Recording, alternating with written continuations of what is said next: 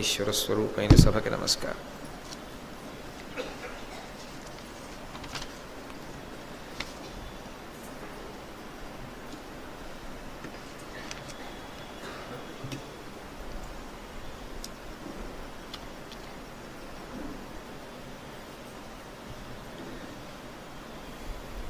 ఘోషయాత్రకు వెళ్ళినటువంటి దుర్యోధనుడు, కర్ణుడు మొదలైనటువంటి వారు అక్కడ ఉన్నటువంటి గంధర్వులకు అధిపతి అయినటువంటి చిత్రసేనుడి చేత ఘోరావమానాన్ని పొంది తదనంతరం ధర్మరాజు గారు జోక్యం చేసుకుని విడిపించబట్టి క్షేమంగా హస్తినాపురానికి తిరిగి వచ్చారు. వచ్చిన తరువాత గాంగేయుల వారు మాట్లాడుతున్నారు. గాంగేయుడు అంటే భీష్మాచార్యుడు.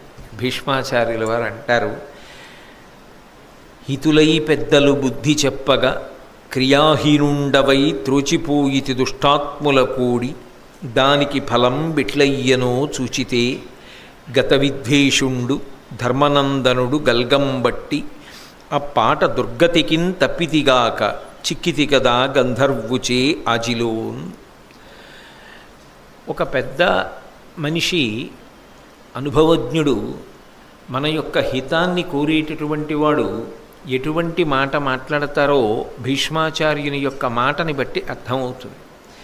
ఆయన దుర్యోధనుడిని ఉద్దేశించి మాట్లాడుతున్నాడు. హితులై పెద్దలు బుద్ధి చెప్పగా, పెద్దలైనటువంటి వారు నీకు ఎన్నో బుద్ధులు చెప్పారు. ఈ కర్ణుణ్ణి నమ్మకు, అనవసరంగా పాండవులతో కయ్యానికి కాలు దువ్వకు, నిష్కారణంగా వాళ్లతో విరోధం పెట్టుకోకు, పరమధర్మాత్ములైనటువంటి ఆ పాండవులతో కలిసి ఉండడం, భూమిని పంచుకుని వాళ్లతో కలిసి సంతోషంగా పరిపాలన చెయ్యడం నీ యొక్క శ్రేయస్సుకి అత్యంత ఆవశ్యకమైన విషయము అని చెప్పారు.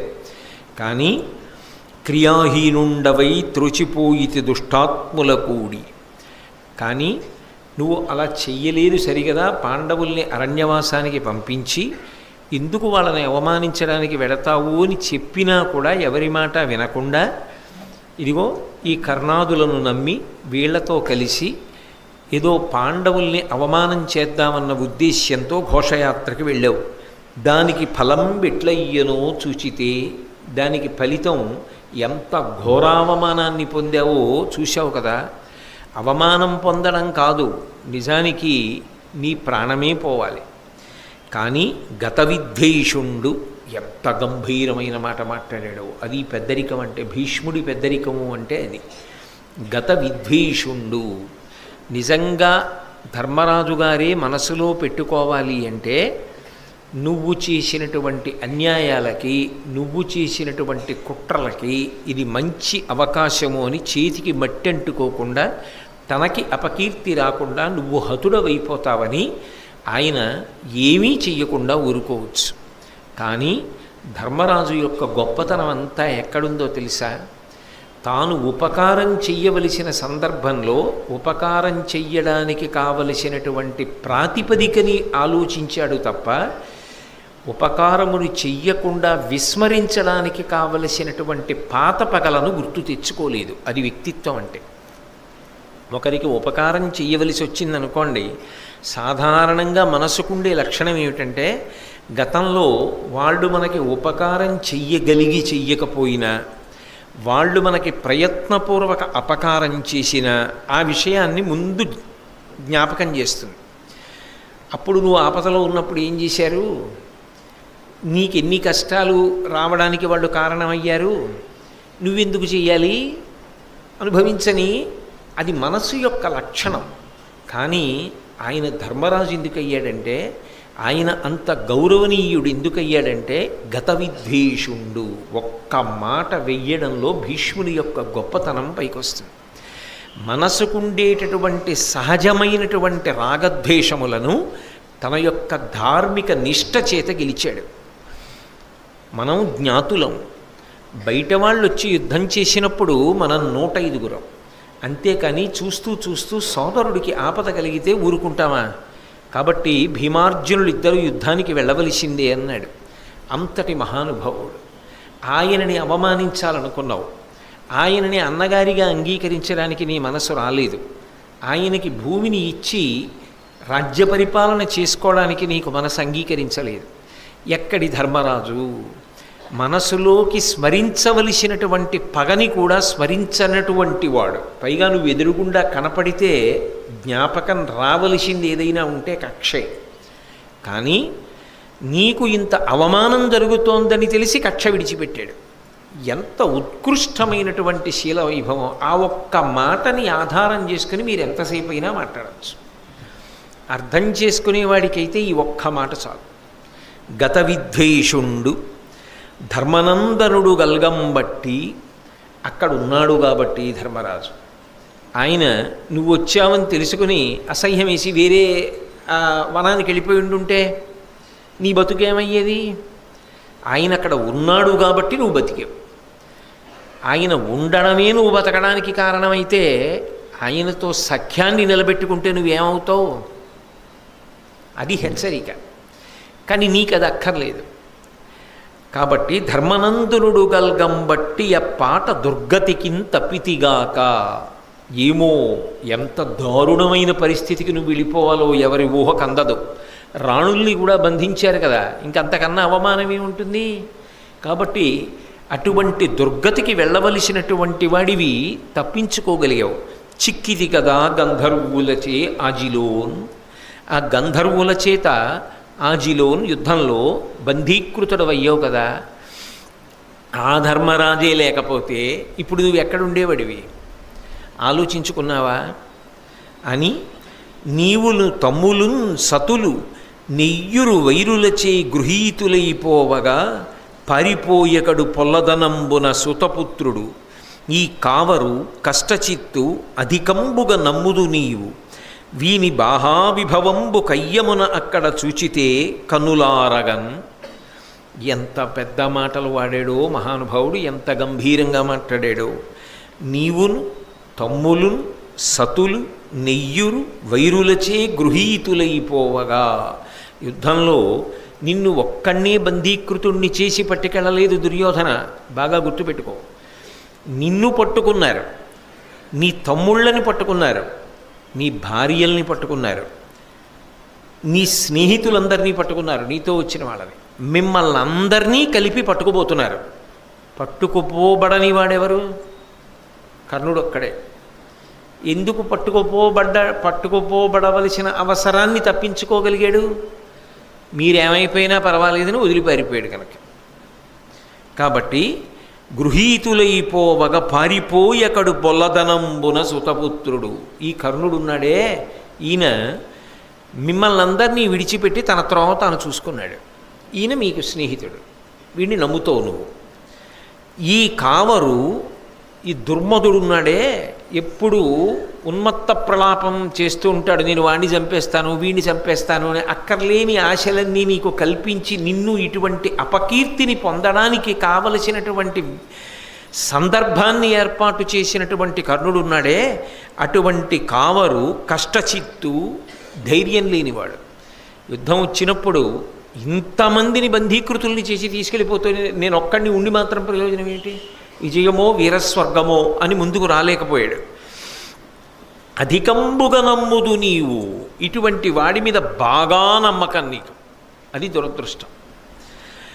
వీని బాహావిభవంబు కయ్యమున అక్కడ చూచితే కన్నులారగన్.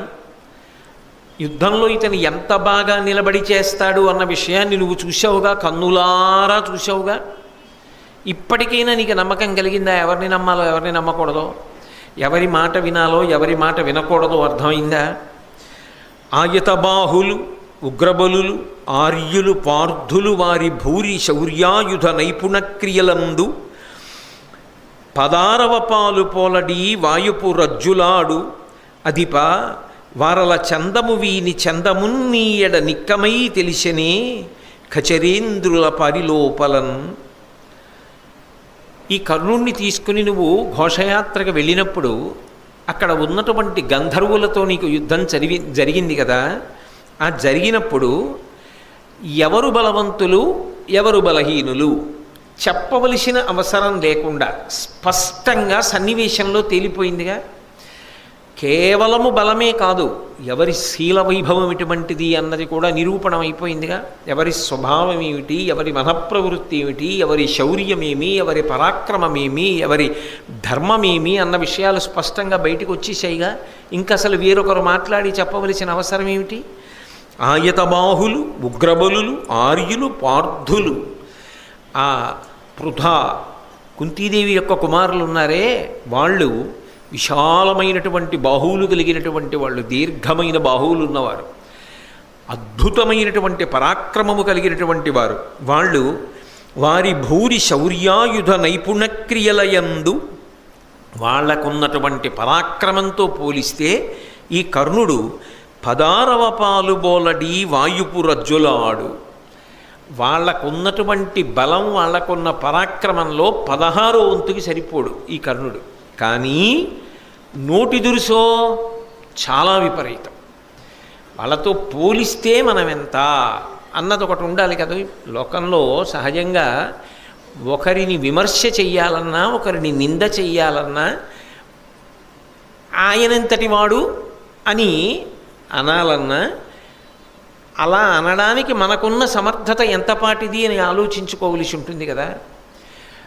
ధర్మరాజుని కానీ, భీముణ్ణి కానీ, అర్జునుణ్ణి కానీ, నకులుణ్ణి కానీ, సహదేవుణ్ణి కానీ వాళ్ళెంతా వీళ్ళెంతా, వాళ్ళని చంపేస్తాను వీళ్ళని చంపేస్తాను అనే ముందు వాళ్లకున్నటువంటి బలం ఎటువంటిదో విచారణ చేసుకోవాలి కదా. అలా చెయ్యకుండా తన బలం ఒకటే విచారణ చేసుకుని నా దగ్గర ఇన్నున్నాయి నేను వాడిని చంపేస్తాను, వాడు ఎంతటి వాడంట నోటి దురుసుతనం కాదు. అసలు వాళ్ళ యందు ఏ గుణము లేనట్టుగా ప్రవర్తించడం మహాదోషం కదా. అది చాలా అన్యాయమైన విషయం కదా. కాబట్టి అటువంటి నోటి దురుసు కలిగినటువంటి వాడు అధిపా ఓ దుర్యోధన, వారల చందము వినిచందమున్నీయడ నిక్కమై తెలిసనే. ఇక మళ్ళీ ఎవరైనా చెప్పాలా నీకు దుర్యోధన?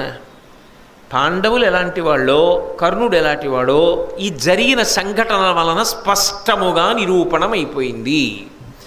మనిషి ఒక్కటి బాగా మనం జ్ఞాపకం ఉంచుకోవాలి, అనుభవాన్నంటూ పొందితే సంఘటనల కన్నా అద్భుతమైనవి లోకంలో ఇంకోటి ఉండవు. 100 పుస్తకాలు చదివితే వచ్చేటటువంటి అనుభవం కన్నా, 10 మంది పెద్దలు చెప్తే వచ్చేటటువంటి అనుభవం కన్నా ఒక్క సంఘటన జరిగిందనుకోండి, ఆ సంఘటన ద్వారా చాలా గొప్ప అనుభవాన్ని సంపాదిస్తాడు. ఆ సంఘటన ద్వారా తాను ఇకపైన ఎలా ప్రవర్తించాలి అన్న విషయంలో స్పష్టమైనటువంటి నిర్ణయం తన మనసులో ఏర్పడిపోతుంది. అది మార్చడం అంత తేలిక కూడా కాదు. ఎందుకంటే సంఘటనలు మనిషికి అటువంటి పాఠాన్ని చెప్తాయి. అయితే లోకంలో ఉండేటటువంటి నైజం ఎలా ఉంటుందంటే, ఒక్కొక్కడు సంఘటనని ఆధారం చేసుకుని జీవితాన్ని మార్చుకుని మంచి వైపుకి తిప్పుకుంటాడు. ఎందుకని అంటే మీరు ఒకటి ఆలోచించండి, ఎవ్వరి జీవితంలోనూ కూడా అసలు ఏ ఇబ్బందికరమైన సంఘటన జరగకుండా ఉండడం అనేటటువంటిది అసంభవం. నాకు ఏ ఇబ్బంది కలిగించే సంఘటన జీవితంలో జరగకూడదు అని ఆశించనే కూడదు, జరిగి తీరుతుంది. అన్నీ మనం అనుకున్నట్టే జరిగి ఎప్పుడూ మనం సంతోషమే పొందితే ఇంకా మన సంకల్పాలే అయితే ఈశ్వరుడు అన్నవాడి యొక్క నిర్ణయానికి అర్థమే ఉంది. వాడొకడు ఉన్నాడు కదా, వాడి నిర్ణయాలు కొన్ని ఉంటాయి కదా. ఉన్నప్పుడు మనం అనుకున్నవి జరగకుండా వ్యతిరేక ఫలితాలు కూడా వస్తాయి కదా. అయితే ఆయన బుద్ధిమంతుడు అన్నది ఎక్కడ నిర్ణయం చేస్తారంటే, ఒక సంఘటన జరిగిందనుకోండి, ఆ సంఘటనని ఆధారం చేసుకొని ఉత్తమ మార్గం వైపుకి తిరిగిపోతాడు. అలా ఉత్తమ మార్గం వైపుకి తిరిగిపోయిన వాడు ఎవరున్నాడో వాడు అవమానమే పొందనివ్వండి, తప్పే చేయనివ్వండి, వాడి జీవితంలో వాడికి వచ్చిన లోటు ఉండదు. వాడు చేసినది పొరపాటైనా, వాడు తప్పు చేసిన వాడైనా, వాడు మారాకు తొడిగాడు, తన నడవడిని మార్చుకున్నాడు, దాని చేత వాడు ఉన్నత పదం వైపుకి వెళ్ళిపోతాడు. వెళ్ళిపోయి తరువాతి కాలంలో ఎప్పుడైనా ఆయన జీవితంలో జరిగినటువంటి ఒక పొరపాటుని ప్రస్తావనకి తెచ్చుకున్నా, అదే కదండి ఆయన జీవితాన్ని అంత గొప్పగా దిద్దింది, ఎంత గొప్పగా మారాడండి అని చెప్పుకుంటారు. అసలు మహాత్ములకున్న గొప్పతనం ఏమిటంటే, వాళ్ళ జీవిత చరిత్రలు ఎందుకు రాస్తారో తెలుసా? మా జీవితంలో జరిగినటువంటి ఇటువంటి ఇబ్బందికరమైన ఒక సందర్భం మా జీవితాన్ని ఇంత గొప్పగా తిప్పిందని మనకి పాఠం చెప్పడానికే రాస్తారు. అబ్దుల్ కలాం గారి జీవితంలో చిన్నతనంలో ఆయన చదువుకుంటుంటే ఎవరో వచ్చి, బాబు మీ నాన్నగారు ఉన్నారా అన్నారు. నాన్నగారు లేరండి, ఎక్కడికో వెళ్ళారు అన్నాడు. మీ నాన్నగారు వస్తే ఇది ఇచ్చేయమ్మా అని అక్కడ వస్తువు పెట్టి వెళ్ళిపోయాడు. ఆ తర్వాత వాళ్ళ నాన్నగారు వచ్చారు. వీధిలోనే ఉంది కుర్చీలో ఏదో వస్తువు. ఏమిట్రా ఇది అని అడిగారు. నాన్నగారు మీ గురించి ఎవరో వచ్చారండి, మీరు లేరని చెప్పాను, మీకు ఇమ్మని ఇచ్చారు నాన్నగారు అన్నాడు. ఆయన విప్పి చూశారు, అదితో బహుమానం. ఆయన గోప పగిలిపోయేట్టు కొట్టారు కలాం గారు. అంత దెబ్బ ఎప్పుడూ తినలేదు కలాం గారు. నేను చెప్తున్నది చిన్న కలాం, బాలకలాం. ఆ దెబ్బకి గోప గీయమంది ఆయనకి. కళ్ళంబట నీళ్లు బొటబొట కారుతూ తండ్రి వంక చూశారు. తగినంత కారణం లేని బహుమానాన్ని అంగీకరించడం వ్యక్తిత్వాన్ని అమ్ముకోవడం. నువ్వెందుకు పుచ్చుకున్నావు బహుమానం? కారణం లేని బహుమానాలు ఎందుకు ఇవ్వాలి? అలా పుచ్చుకున్న కారణం చేత రేపతన నన్ను ఏదన్నా అడిగితే చేసి పెట్టాలి కదా. ఇప్పుడు జ్ఞాపకం పెట్టుకో, కారణము లేని బహుమానమును అంగీకరించడం వ్యక్తిత్వానికి ప్రమాదాన్ని తీసుకొస్తుంది, మచ్చ తీసుకొస్తుంది. దానికో తగిన కారణం ఉంది, ఇస్తున్నవాడికో పరిణితి ఉంది, తప్పకుండా పుచ్చుకో. అప్పుడు నీ బుద్ధి ఉపయోగించక్కర్లేదు. ఇస్తున్నవాడు పరిణితి కలిగినవాడు, ఆయనకి నీకన్నా బాగా తెలిసి ఎప్పుడు ఇవ్వాలో ఏమి ఇవ్వాలో. ఆయన ఇచ్చిన దానికి ఇబ్బంది లేదు, పుచ్చుకో. ఆ సందర్భం అయితే పుచ్చుకో. అంతేగాని అదే పనిగా బహుమానాలకు అలవాటు పడకు. కలాం గారు తన జీవిత చరిత్రలో వ్రాసుకున్నారు, ఇది నా జీవితాంతం నాకు జ్ఞాపకం ఉండిపోయింది. కారణము లేకుండా బహుమానాన్ని పుచ్చుకోకూడదు అన్న విషయం నా యొక్క శీల వైభవాన్ని నిర్మాణం చేసుకోవడంలో నాకు ఎంతో ఉపకరించింది. మా నాన్నగారు కొట్టిన దెబ్బ నన్ను అంత గొప్ప స్థితికి తీసుకెళ్ళింది అని చెప్పారు. ఒక్కొక్కడు జీవితంలో జరిగినటువంటి ఒక్కొక్క సంఘటన తాను పతనం అవ్వడానికి మార్గంగా తీసుకుంటాడు. కలాం గారు జరిగిన సంఘటన జీవితంలో వృద్ధిలోకి రావడానికి ప్రాతిపదికైంది. ఆయన అలా మలుచుకున్నారు. మహాభారతంలోనే మీరు చూడండి, కొంతమంది మీకు కనపడతారు. సైంధవుడు చెయ్యకూడని పని చేశాడు. ఆరణ్య పర్వంలో సోదరి వరసైనటువంటి ద్రౌపదీదేవిని కామించాడు. ఆమెని అపహరించి తీసుకుపోతుంటే పాండవులు వెంట వెళ్ళి ప్రత్యేకించి భీమార్జునులు పట్టుకుని కుళ్ళబొడిచి తీసుకొచ్చి ధర్మరాజు గారి దగ్గర వదిలిపెడితే, ధర్మరాజు గారు ఎప్పుడు చేత్తో కొట్టిన దానికన్నా, బాణం పెట్టి కొట్టిన దానికన్నా, కత్తితో పొడిచిన దానికన్నా, శూలం పెట్టి ముక్కలు చేసిన దానికన్నా నోటి మాట చేత బాగా మాట్లాడతాడు. అంత బాగా మాట్లాడి సైంధవుడిని పంపించేశాడు.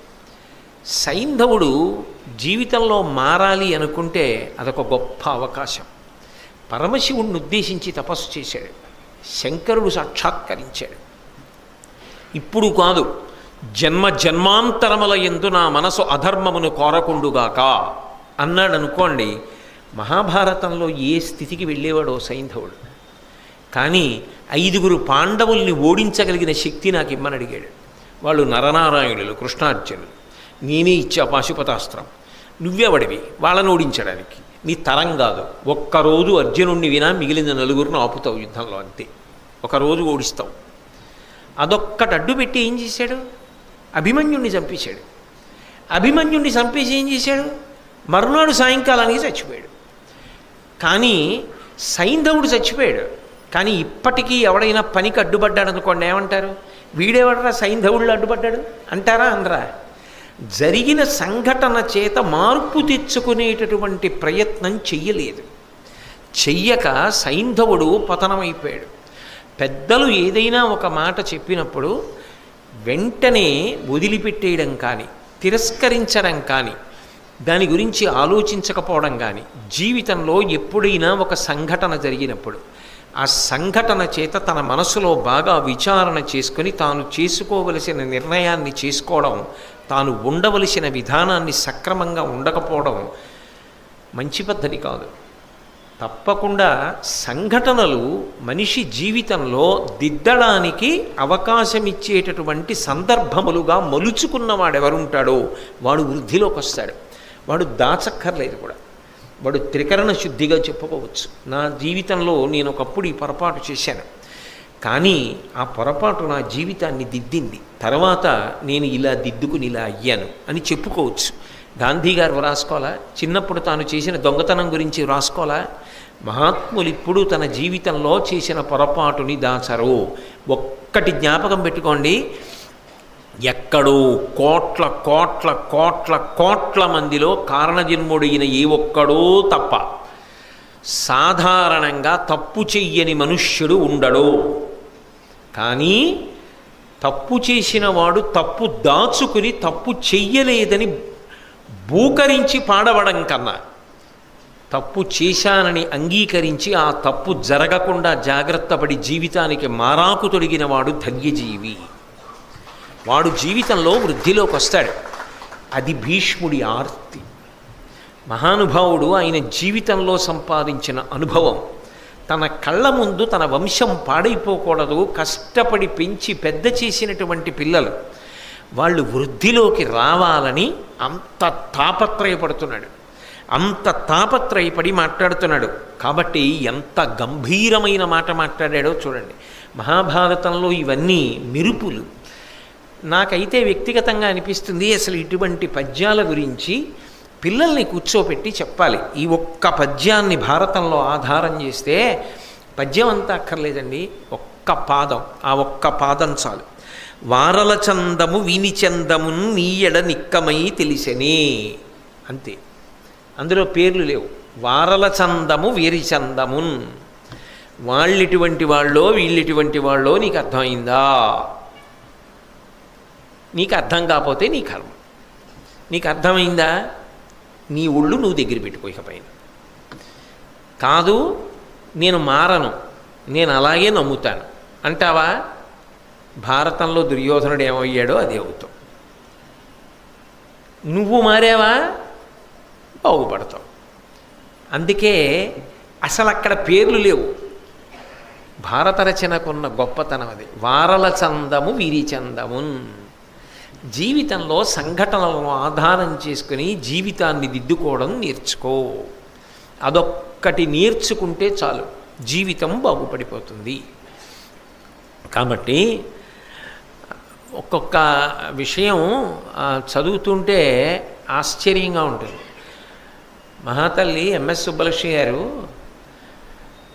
కల్కి భవన్ అని చెప్పి చెన్నైలో 3 ఎకరాల్లో కొన్ని కోట్ల రూపాయలు విలువ చేసేటటువంటి ఇల్లు కొనుక్కున్నారు. ఆవిడ కొనుక్కున్నప్పుడు తక్కువ, తర్వాత కాలక్రమంలో దాని విలువ పెరిగిపోయింది.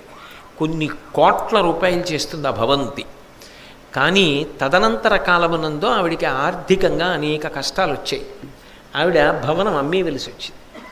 ఆవిడ ఆ భవనం అమ్మేసి ఆఖరి రోజున ఇంట్లోంచి బయటికి వెళ్ళిపోతున్న రోజున, అమ్మిన వారికి తాళం ఇచ్చేసి ఆవిడ వెళ్ళిపోతున్న రోజున ఆవిడ మళ్ళీ తిరిగి వస్తే ఆవిడింటికి కాదు, ఇల్లు లేక బంధువులింటికి వెళ్ళాలి.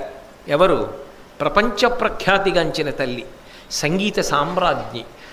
అటువంటి ఆవిడ వెళ్ళింది ఎక్కడికో తెలుసా?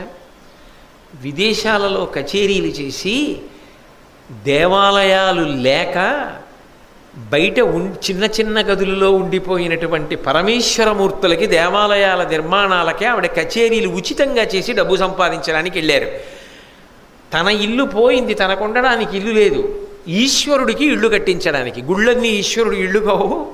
అమెరికా వెళ్ళి ఆవిడ కచేరీలు చేసి దాని మీద వచ్చిన డబ్బంతా విరాళాలుగా ఇచ్చి ఎన్నో దేవాలయాలు కట్టడానికి ఆవిడ సహకారం చేసి భారతదేశం తిరిగి వచ్చిన తర్వాత ఇంటికి వెళ్ళడానికి ఇల్లు లేక బంధువులు ఇంటికి వెళ్ళారు.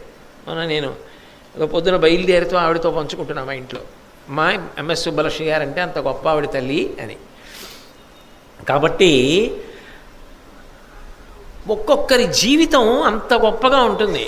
ఏదో ఇంత త్యాగం చేసేసాం, అంత త్యాగం చేసేసాం. ఏమిటి త్యాగం చేసేసాం? ఎంఎస్ సుబ్బలక్ష్మి గారికి అన్నా చేసేసావా? మహాతల్లి ఆవిడ చేసిన త్యాగం ముందు ఏ పాటి త్యాగం? ఓ ఉపన్యాసం చెప్పినందుకే నువ్వు అంత గుడ్డెల మీద చెయ్యేసుకొని నేను 2 రోజులు ఏం పుచ్చుకోకుండా చెప్పానండి అంటే మరి ఎంఎస్ సుబ్బలక్ష్మి గారు ఏమనాలి? ఆవిడ చేసిన దాని ముందు నువ్వు చేసింది ఏ పాటి? ఒక్కొక్కరి జీవితాన్ని పరిశీలిస్తే, వారి జీవిత కథల్ని పరిశీలిస్తే, వారి జీవిత చరిత్రల్ని పరిశీలిస్తే తేడాలు తెలుస్తాయి. త్యాగేనైకే అమృతత్వమానసు. ఎంత పెద్ద మాట మాట్లాడారండి గాంగేయులు వారు. మహానుభావుడు కదా భీష్ముడంటే. కాబట్టి వారల చందము వీని చందమున్ నీయడ నిక్కమై తెలిసని. వాళ్ళేమిటో వీడేమిటో నీకు అర్థమైందా దుర్యోధన? కచరేంద్రుల పారిలోపలన్, ఆ గంధర్వులతో యుద్ధం చేసినప్పుడు స్పష్టంగా తెలియాలి కదా. ఇంకా దీని మీద మాట్లాడాలా, చెప్పాలా? నువ్వు ఇప్పటికైనా మారాలి కదా. అంటే అక్కడ దుర్యోధనుడు ఉన్నాడు, దుశ్శాసనుడు ఉన్నాడు, కర్ణుడు ఉన్నాడు, శకుని ఉన్నాడు. ఉన్న చోటికి భీష్ముడు వచ్చి మాట్లాడాడు. మర్యాద అనో మాట ఉంటుంది కదా. పెద్ద ఆయన ఆర్తితో చెప్తున్నాడు, నిజమే తాతగారు, ఇక పైన జాగ్రత్తగా ఉంటాను అంటే వీరు. ఏమీ అనలేదనుకోండి వీరు. నలుగురు లేచి భీష్ముడు వంక చూసి పకపక పకపక నవ్వి వెళ్ళిపోయారు. భీష్ముడు సిగ్గుపడ్డాడు. మీరు జాగ్రత్తగా గమనించాలి భారతాన్ని. వాళ్ళు నవ్వి వెళ్ళిపోయారు, భీష్ముడు సిగ్గుపడ్డాడు. దేనికి సిగ్గుపడ్డాడు? తాను చెప్పకూడని మాట చెప్పానని కాదు, అయోగ్యులైన వారికి చెప్పానని సిగ్గుపడ్డాడు. జీవితంలో సిగ్గుపడవలసి వస్తే దేనికి సిగ్గుపడాలంటే యోగ్యత లేని వారికి చెప్పానని సిగ్గుపడాలి. భీష్ముడు అందుకు సిగ్గుపడ్డాడు. ఇంకా భీష్ముడు సిగ్గుపడితే భీష్ముడా తప్పు చేసింది? భీష్ముడు సిగ్గుపడేటట్టుగా ప్రవర్తించిన వాళ్ళ తలకాయలు ఉన్నట్టా పోయినట్టా? ఎవరికి అది అవమానం? భీష్ముడికి కాదు అవమానం, అలా ప్రవర్తించడం అవమానం. అది చదివితేనే, అది వింటేనే మనకు అలా అనిపిస్తే, పెద్దలు ఏదైనా మనకి మంచి మాట చెప్తున్నప్పుడు అలా ప్రవర్తించచ్చా? అలా ఎత్తి చూపించచ్చా? అది ఈ జాతి సంస్కృతి. ఈ జాతి సంస్కృతి గొప్పతనం ఏమిటంటే, మా నాన్నగారు ఏం చదువుకున్నారు కాదు, మా నాన్నగారి అనుభవం అటువంటిది. వారి రక్తపు బొట్టు ప్రతిదీ నా అభ్యున్నతిని కోరుతుంది. మా తాతగారు ఏం చదువుకున్నారు కాదు, మా తాతగారు నా పట్ల ఉండేటటువంటి ప్రేమ అటువంటిది. వారు ఎప్పుడూ నా యొక్క అభివృద్ధిని కోరుతారు. అనుభవం చదువు ముందు పోల్చడానికి వీలైన వస్తువు కాదు, ఆ అనుభవం చాలా గొప్పది. నేను మొన్ననెప్పుడో చూశాను, క్రేన్ వక్కపొడి అమ్మిన సుబ్బారావు గారు 86 ఏళ్ళు ఎంతో బ్రతికి చనిపోయారు. ఆయన చదువుకున్నది 6వ తరగతి, వ్యాపారం చేసింది 100 రూపాయలతో మొదలుపెట్టారు. తర్వాత ఆయన గుంటూరు సంపత్ నగర్లో అయ్యప్ప స్వామి భక్తుల కోసం దేవాలయం నిర్మాణం చేసి ప్రతిరోజు కొన్ని వేల మంది భక్తులకు అన్నదానం చేశారు. ఆయన ఒక చలనచిత్రంలో నటించారు. ఇప్పుడు నాకు ఒకటి చెప్పండి, ఇన్ని ఎంబీఏలు చదివితే క్రేన్ వక్కపొడి సుబ్బారావు గారి అనుభవం వస్తుంది, మీకు పట్టా వస్తుందేమో, అనుభవం మాత్రం రాదు. సుబ్బారావు గారి అనుభవం సుబ్బారావు గారిది. నాకు ఎంబీఏ గోల్డ్ మెడల్ ఉందని సుబ్బారావు గారి అనుభవం వినడం విషయంలో నీకు చిన్నతనం అయితే కాదు. నేను చదువుకున్నది బంగారపు పళ్ళెమైతే సుబ్బారావు గారి మాట పెద్ద గోడ. ఇది చేరుపు కావాలని విన్నవాడెవరో వాడు వృద్ధిలోకి వస్తాడు. పెద్దల మాటలు వినడానికి పెట్టి పుట్టాలి, పెద్దల మాటలు వినడానికి సంస్కారం ఉండాలి. ఆ సంస్కారము వీడికి లేకపోతే ఆయన పెద్దరికమేం పోదు. ఇప్పటికీ నేను ఈ పద్యాలు చెప్పినప్పుడు మీతో ఏమని చెప్తున్నాను, ఇది పెద్దరికం అంటే, ఇది భీష్ముడి మాట అంటే. ఇవి ఇప్పుడు కాదు, పిల్లలు నేర్చుకోవాలి, పిల్లలకి చెప్పాలి. పిల్లలకి సంస్కారం ఏర్పడాలంటే, జీవితమునంతా ధైర్యము రావాలంటే, సంఘటనని ఆధారం చేసుకుని కుంగిపోవడం కాదు, సంఘటనని ఆధారం చేసుకుని వృద్ధిలోకి రావడం తెలియాలంటే భారతం భీష్ముడు చెప్పిన మాట జ్ఞాపకం ఉండాలి అని నేను చెప్తున్నాను. దుర్యోధనాదులు నవ్వితే ఆయనకి ఏమిటి లోటు వచ్చింది? ఆయన గురించి ఏమైనా తక్కువగా చెప్పారా? ఆయన సిగ్గుపడ్డాడు. దేనికి సిగ్గుపడ్డాడు? తప్పు చేసి సిగ్గుపడలేదు, అయోగ్యులైన వాళ్ళకి చెప్పాను. వీళ్ళ కోసమా ఇంత కష్టపడి పెంచి పెద్ద చేసింది? ఆఖరికి వీడు చేరిపోయినటువంటి స్థితిదే. ఈ నవ్వినటువంటి తలలు ఉంటాయా? కాబట్టి మహాభారతం మనకి కేవలం జరిగిపోయిన కథ అని అనుకోకండి. అదైతే నన్నయ్య గారు, తిక్కన గారు, ఎర్రాప్రగడ గారు ఇంత కష్టపడి ఆంధ్రీకరించి ఇవ్వక్కర్లేదు, ఇంత కష్టపడి నేను చదువుకోక్కర్లేదు, ఇంత కష్టపడి మీరు వినక్కర్లేదు. అది జీవితాన్ని పండించుకోవడానికి ఒక గొప్ప ఉపకరణం. కాబట్టి ఖచరేంద్రుల పరిలోపలన్ అని చెప్పి మహానుభావుడు భీష్ముడు వాళ్ళ నవ్వులు చూసి సిగ్గుపడి అక్కడి నుంచి నిష్క్రమించాడు. కానీ చిక్కు చెదరని నమ్మకం దుర్యోధనుడికి ఎప్పటికీ ఎవరి మీద అంటే కర్ణుడి మీదే.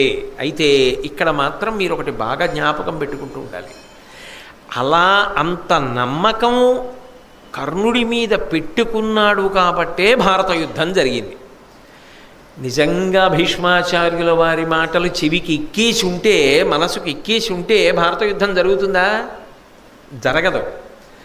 అంటే ఒక్కొక్కసారి ఆశ్చర్యం ఏమిటంటే, నోరు విప్పి 10 తిట్లు తిట్టిన కన్నా చాలా పట్టించుకోని రీతిలో పెద్ద చెప్పొచ్చావులే అన్నట్టుగా నవ్వినటువంటి ఒక వెక్కిరింతతో కూడిన నవ్వు మరింత బాధ పెడుతుంది. పెద్దలు పడ్డ బాధలు ఉట్టినే పోతాయా? అవన్నీ యువతల వాళ్ళకి ఆశీర్వచనం అవుతాయా? అవవు కదా. ఆ బాధలు యువతల వాళ్ళకి కట్టి కుడపవు. అది జరగలా భారతంలో. కాబట్టి నడవడి ప్రధానం, అన్నిటికన్నా ఆచరణ ప్రధానం. మనిషి ఎలా బ్రతుకుతాడన్నది ప్రధానం. అయిపోయింది. తర్వాత దుర్యోధనుడు కర్ణుణ్ణి దగ్గరికి పిలిచాడు. పిలిచి అన్నాడు, కర్ణ, మన వర్చస్సంతా తరిగిపోయింది. ఎందుచేత అంటే గంధర్వుల చేత బంధింపబడ్డాం. మన కీర్తి అంతా కొల్లగొట్టబడింది. ఏదో మనలో మనం మనసు సరిపెట్టుకుని ఆ తర్వాత మళ్ళీ అర్జునుడి చంపైపోతామా, పాండవుల్ని చంపైపోతామా, అజ్ఞాతవాసంలో వాళ్ళ ఆచూకీ కనిపెట్టలేకపోతామా, శాశ్వతంగా వాళ్ళని రాజ్యభ్రష్టుల్ని చేయలేకపోతామా, అఖండ భూమండలానికి సార్వభౌమాధికారం మనమే పొంది సంతోషంగా ఉండలేకపోతామా అని మనసు సరిపెట్టుకుంటే సరిపెట్టుకోవచ్చుగాక. కానీ జరిగినది మాత్రం జరిగినదే. వర్చస్సు పోయింది. వర్చస్సు పోయింది అంటే తాను సంతోషంగా నలుగురిలో నిలబడడానికి కావలసినటువంటి కీర్తి మాసిపోయింది. ఒక సంఘటన ఏం చేసిందంటే సంపాదించుకున్న కీర్తినంతటినీ తుడిచేసింది. అది తుడిచేసిన కారణం చేత ఏమైపోతుందంటే ఎక్కడికి వెళ్ళి నిలబడినా ఈ సంఘటనే ప్రస్తావనకు వస్తుంది. అదొక దారుణమైన విషయం. ఎందుకో తెలుసా? అసలు మాన్యులైన వారు ఉంటారు, పెద్ద మనసున్న వారు ఉంటారు. వాళ్ళు ఒకరి మనసుకి కష్టం కలిగించిన సన్నివేశం ఏది ఉంటుందో దాన్ని అసలు ప్రస్తావన చేయరు. అసలు ఎందుకు ప్రస్తావించాలని అంటారు. అసలు ఎందుకు అసలు ప్రస్తావన చెయ్యం దాన్ని. కానీ సాధారణంగా లోకం తీరు ఎలా ఉంటుందంటే, అవతల వాడికి ఏదైనా కష్టం కలిగిందనుకోండి, ఓ అవమానం కలిగిందనుకోండి, దాన్నే ప్రస్తావన చేసే ప్రయత్నం చేస్తారు తప్ప ఆయన కీర్తిని గురించిన ప్రస్తావన చేసే ప్రయత్నం ఇక చేయరు. ఇన్ని ఎదుర్కొంటూ ఉంచుకోవడం చాలా కష్టం. అప్పుడు ఏమవుతుందంటే యువతలవాడి కీర్తి మాసిపోయి నిలబడి మానసికమైన పిరికితనం ఒకటి వస్తుంది. ఎక్కడికి వెళ్ళినా ఇదే మాట్లాడతారు, ఎక్కడికి వెళ్ళినా ఇదే అడుగుతారు, అందుకని వద్దు అసలు మనం ఎక్కడికి వెళ్ళొద్దు అని మానసికంగా ఏమైపోతాడంటే మనిషి కుదేలవుతాడు. దుర్యోధనుడు ఆ స్థితికి వచ్చాడు, కర్ణుడు ఆ స్థితికి వచ్చాడు. ఎందుకని? భీష్ముడు అడిగాడా రాగానే? ప్రజలందరికీ తెలుసా? ఇప్పుడు బయటికి వచ్చారనుకోండి, ఏమిటో పాపం మిమ్మల్ని అలా గంధర్వులు పట్టుకుపోయారట, ధర్మరాజు గారు రక్షించారట, ఏమిటో మీ కర్మ ఏమిటంటే అప్పుడు కర్ణుడు ఏమయ్యాడు? వాడికి తెలియదు ఏమిటి? వాడికి అన్నీ తెలుసు. అన్నీ తెలిసి మళ్ళీ అడుగుతూ ఉంటాడు, ఏమిటో అప్పుడంటే అలా అయింది కానండి, ఏం పర్లేదు, మీరేం బెగబెట్టుకోకండి, మీరు తప్పకుండా వృద్ధిలోకి వస్తారు, మీకే సామ్రాజ్యం అని పక్కకి వెళ్ళి అవ్వాలే వాడికి అలాగే అంటాడు. అదొకటి మళ్ళీ విచిత్రం. కాబట్టి వర్చస్సు పెరగాలి. వర్చస్సు అంటే ఆత్మస్థైర్యం పెరగాలి. నాకు ఉంచుకోవాలి, నాకు నమ్మకం కలగాలి, నేను వెళ్ళగలను 10 మందిలోకి, నేను మాట్లాడగలను, నేను మళ్ళీ తట్టుకుని నిలబడగలను, నన్ను చూస్తే ఆ భయం మళ్ళీ ఏర్పడాలి, నాకు సహజమైన పౌరుష పరాక్రమాలు ఏమున్నాయో ఆ సహజమైన పౌరుష పరాక్రమాలు అలాగే నిలబడాలి. అంటే ఏం జరగాలి? అది ప్రశ్న.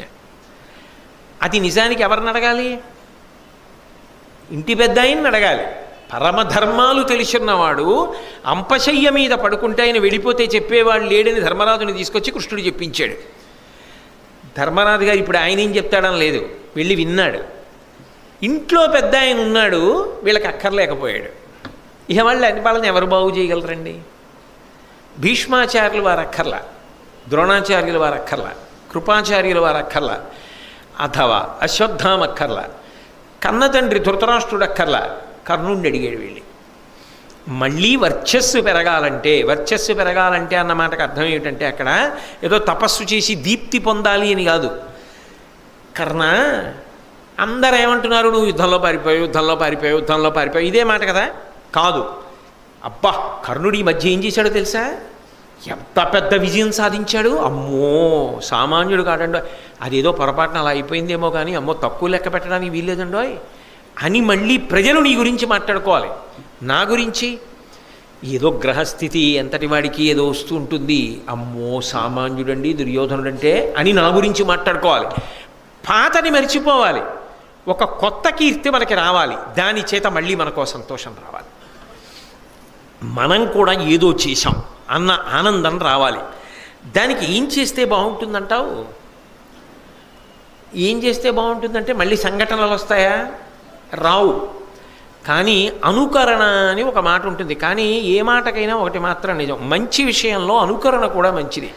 మనకి సొంతంగా ఆలోచన రాకపోయినా ఇంకొక ఆయన చేసిన పనిని మనం అనుకరించామనుకోండి మంచిదే. కానీ అనుకరించడం వరకు పొరపాటు లేదు. కానీ ఇది నన్ను ఆయన అనుకరించాడని దబాయించకూడదు.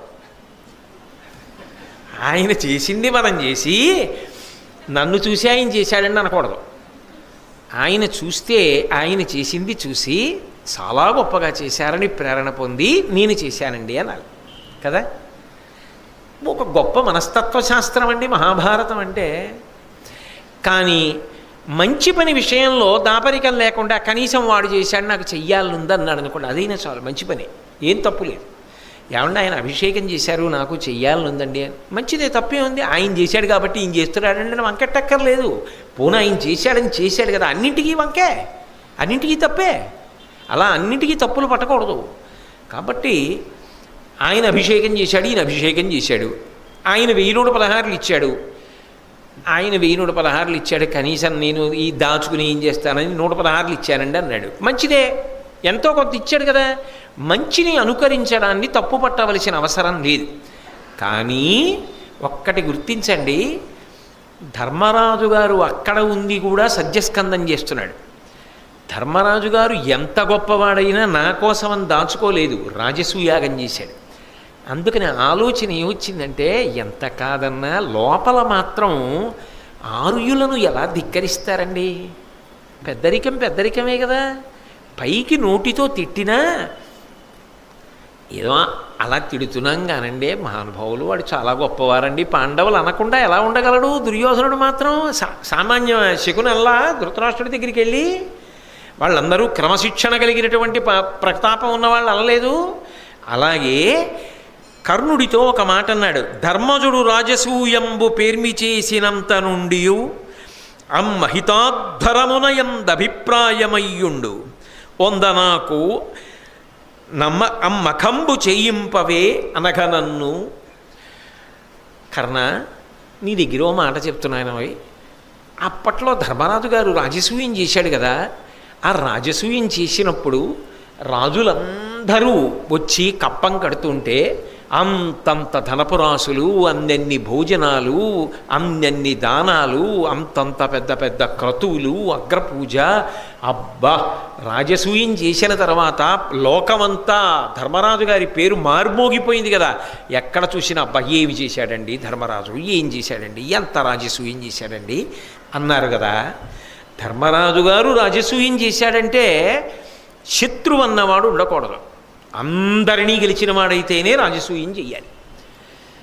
నిజానికి ధర్మరాజు గారే గెలిచింది అందరినీ. వెళ్ళి అర్జునుడు ఉన్నాడు, ప్రధానుడు అర్జునుడు కదా. ఉత్తర దిక్కులున్న రాజులందరినీ గెలిచాడు. గెలిచి అన్నగారి చేత రాజసూయం చేయించాడు. అంతమంది పట్టుకొచ్చి కప్పాలు కట్టారు. భీముడు కదా కారణం. అలా నువ్వు నాకుండగా నేను ఎందుకు రాజసూయం చేయలేను అంటే ఇద్దరికి వచ్చిన మత్సా పోతుంది. ఇప్పుడు నువ్వు ఎప్పుడో పాండవులతో యుద్ధం వచ్చే వరకు ఆగక్కర్లేదు. ఇప్పుడు రాజ్యం చేస్తున్నటువంటి రాజులెవరు తలెత్తకుండా అందరినీ ఓడించి నా చేత రాజసూయం చేయించు. ఆనాడు ధర్మజుడి వెనక అర్జునుడు ఉన్నాడు, రాజసూయం చేశాడు. ఈనాడు దుర్యోధనుడి వెనక కర్ణుడు ఉన్నాడు, రాజసూయం చేశాడు.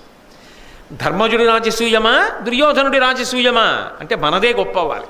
అందులో మళ్ళీ కొంచెం రాజసం, కొంచెం రజోగుణం, అంత గొప్పగా చేద్దాం. అప్పటి నుంచి నాకు ఆ కోరిక ఉండిపోయింది. కర్ణ, అది నా చేత చేయొద్దు.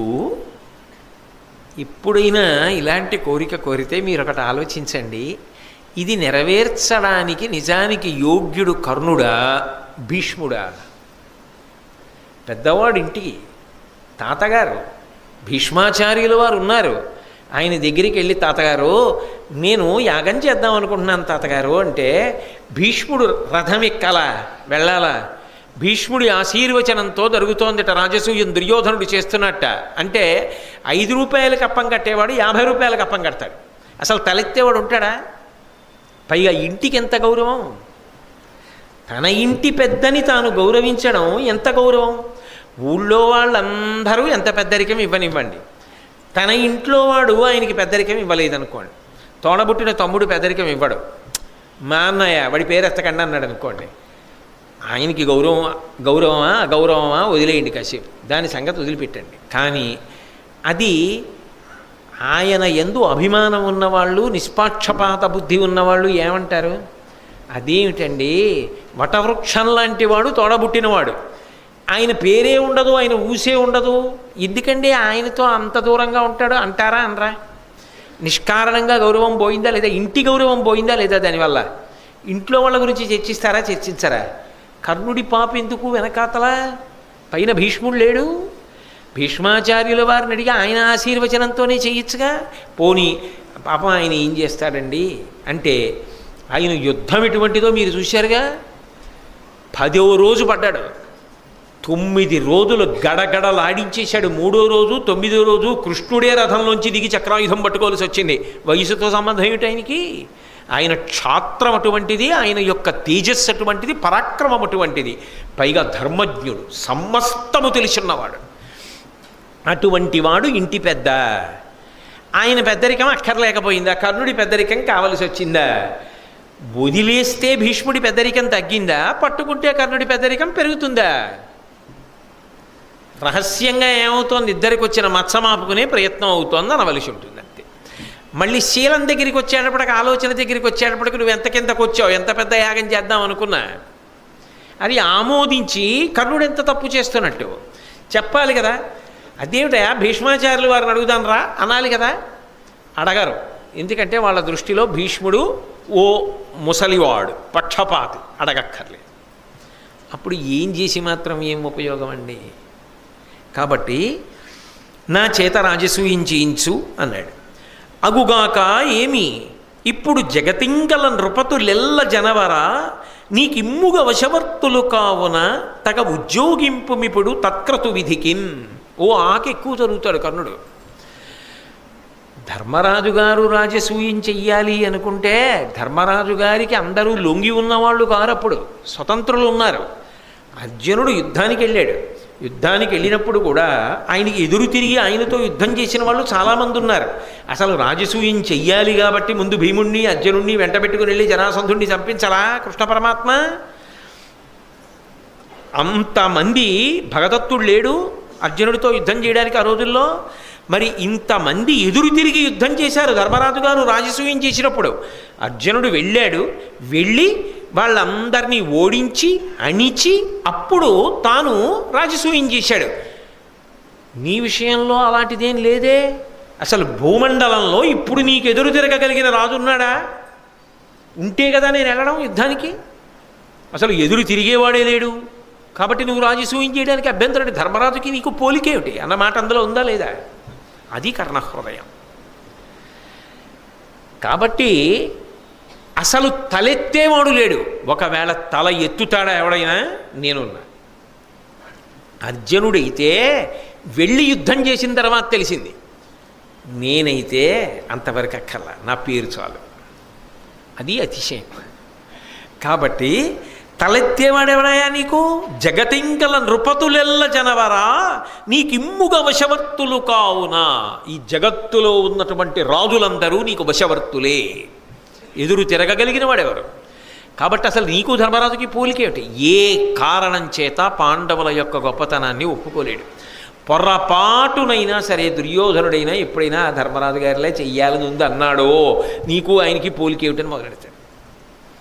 ఆ మాత్సర్యం అలా ఉండిపోయింది. అది నిజానికి కర్ణుడు అలా ఉండకపోతే, అందుకే కర్ణుడు లేని భారతం లేదు అనడానికి కారణం అదే. కర్ణుడు అలా మాట్లాడి ఉండకపోతే ఎక్కడైనా కురుపాండవులు దగ్గరయ్యే అవకాశం ఏర్పడి ఉంటే ఇక భారత యుద్ధం లేదు, అసలు భారతం నడవదు. ఆయన ఒక అద్వితీయమైన పాత్ర పోషించాడంతే. కాబట్టి రాజసూయం చెయ్యి, అభ్యంతరం ఏమిటి? పరమ సంతోషం. ఇప్పుడు ఋత్విక్కుల్ని పిలిచి మాట్లాడాలి కదా, రాజసూయం ఏమిటి, ఎన్ని రోజులు చెయ్యాలి, ఎక్కడ చెయ్యాలి, పందిళ్ళు ఎక్కడ వేయాలి, యాగశాల ఎక్కడ కట్టాలి, ఎవరెవరికి ఆహ్వానం చేయాలి, ఎంతమందిని పిలవాలి, ఎంతమందికి భోజనాలు పెట్టాలి. ఏదో ఇంట్లో చిన్న కార్యక్రమం అంటేనే మనం ఇంటి బ్రహ్మస్థానానికి కబురు చేసి అదంతా కావలసిన సంబారాల జాబితా అంతా తెప్పించుకుని ఓ నమ్మకస్తుడైన వ్యక్తికి ఆ జాబితా ఇచ్చి ఇందులో ఉన్నవన్నీ కొంచెం తీసుకురండి అని చెప్పి ఇంకా నమ్మకమైన వ్యక్తికి ఇచ్చి ఇవన్నీ కాస్త అందిపుచ్చుకురావడానికి ఆ సమయానికి ఆ క్రతువులో అక్కడ ఉన్నవి అందించడానికి తగిన ఏర్పాట్లు చెయ్యమని అప్పచెప్పి ఇది చేసుకుంటాం కదా. మరి రాజసూయం అంటే చేసుకోవద్దు, చేసుకోకుండా ఎలా కుదురుతుంది? అందుకని ముందు ఆ ఋత్విక్కులలో శ్రేష్ఠుడైనటువంటి వాడిని పిలిచి ఆయన్ని అడిగాడు, నేను రాజసూయం చేద్దాం అనుకుంటున్నాను, ఎలా ఏమిటి నాకు చెప్పని అడిగాడు. అంటే ఆయన అన్నాడు, జనవరా నీకు పాండవులు శత్రువులు కావున వారి నాజి నూర్చిన మరి కాకమున్న ఇటు చెయ్యగ శక్యమే రాజసూయమున్ వినుము. తగంగ ఇప్పటికి వేరొక యజ్ఞము చేయు మిమ్ములన్ బనుపుము తత్క్రియా వివిధ భంగులకున్ తగువారి వేగమై. దుర్యోధన మహారాజా ఏమనుకోకు, ఓ మాట చెప్తా. రాజసూయం చెయ్యాలి అంటే ఈ భూమి మీద తన చేత ఓడింపబడని వాడు ఒక శత్రువు కూడా లేడు. అంటే అందరి రాజులని తాను ఓడించిన వాడై ఉండాలి, తనకు ఎదురు తిరిగిన వాడు ఉండకూడదు. తన చేత ఓడింపబడని వాడు ఒకడున్నాడు అని చెప్పడానికి అవకాశం ఉండకూడదు. అందరినీ ఓడించాలి, అప్పుడే రాజసూయం చెయ్యడానికి అర్హత వస్తుంది. నీకు పాండవులు శత్రువులు కదా, నువ్వు పాండవులను ఓడించలేదుగా, మొన్ననేగా ఓడిపోయి వచ్చావు, ఓడిపోతే విడిపించిందే వాళ్ళుగా. అయినప్పుడు రాజసూయం ఎలా చేస్తావు? నువ్వు రాజసూయం చేశావనుకో, మమ్మల్ని గెలిచాడా అని అన్నారనుకో, ఏం చేస్తావు? వెడతావా యుద్ధానికి? సాధ్యం కాదుగా. అందుకని ఇప్పుడొద్దులే అంటే వాళ్ళని గెలిచిన తర్వాత చేద్దు కానీ విలి, అసలు నువ్వు అది చేయగలిగితే అప్పుడు చేద్దు కానీ. కానీ ఇప్పుడు రాజసూయం కుదరదు. కానీ ఏదీ చెయ్యొద్దని నేను అన్నాను, దానితో సమానమైనది ఇంకొకటి ఉంది. దానికి అసలు అందరినీ గెలవాలి అన్న నిబంధన మాత్రం లేదు. వైష్ణవ యాగము అని ఒక యాగం ఉంది, ఆ యాగం చేస్తే బాగుంటుంది. కాబట్టి దానికి కావలసిన విధి విధానములను సంభారములను చెప్తాం. దానికి సమర్థులైన వారెవరు ఉంటారో అటువంటి వారిని ఎంచుకుని వారి చేత అవన్నీ కూడా సిద్ధం చేయించుకో, ఆ యాగం చేద్దాం అన్నాడు. తప్పకుండా ఆ యాగం చేద్దాం. ముందు కావలసింది ఏమిటి? వర్చస్సు కావాలి, ఆ ఆత్మ నిబ్బరం కావాలి. దుర్యోధనుడికి కావాలి, కర్ణుడికి కావాలి. ఎందుకంటే ప్రత్యేకించి ఘోషయాత్ర జరిగిన తరువాత కర్ణుడు పైకి ఎంత డాంబికంగా మాట్లాడుతున్నా ఖచ్చితంగా మానసికంగా చితికిపోయాడు. ఎందుచేత అంటే అంతఃపురం దగ్గర నుంచి రాజ్యం వరకు ఎవరు చూసినా కర్ణుడు యుద్ధం నుంచి పారిపోయాడు, దుర్యోధనుడిని బంధించి తీసుకుపోయాడు అని చెప్పుకుంటారు కదా. ఇప్పుడు తనకేదో వర్చస్సు కావాలి, తానేదో చేశాడన్న కీర్తి కావాలి. అది దుర్యోధనుడికి అవసరం, ఇటు కర్ణుడికి అవసరం. అందుకని ఆ వైష్ణవ యాగమే చేద్దాం అని చెప్పి సంకల్పం చేసి ధర్మరాజు గారికి ఆహ్వానం పంపించారు ద్వైతవనానికి. ధర్మరాజు గారి దగ్గరికి వెళ్ళి ఎవరో చెప్పారు, ఎవరో ఒకరిని పంపిస్తారు కదా దూతని, అయ్యా దుర్యోధనుడు ఇలా వైష్ణవ యాగం చేస్తున్నట్ట,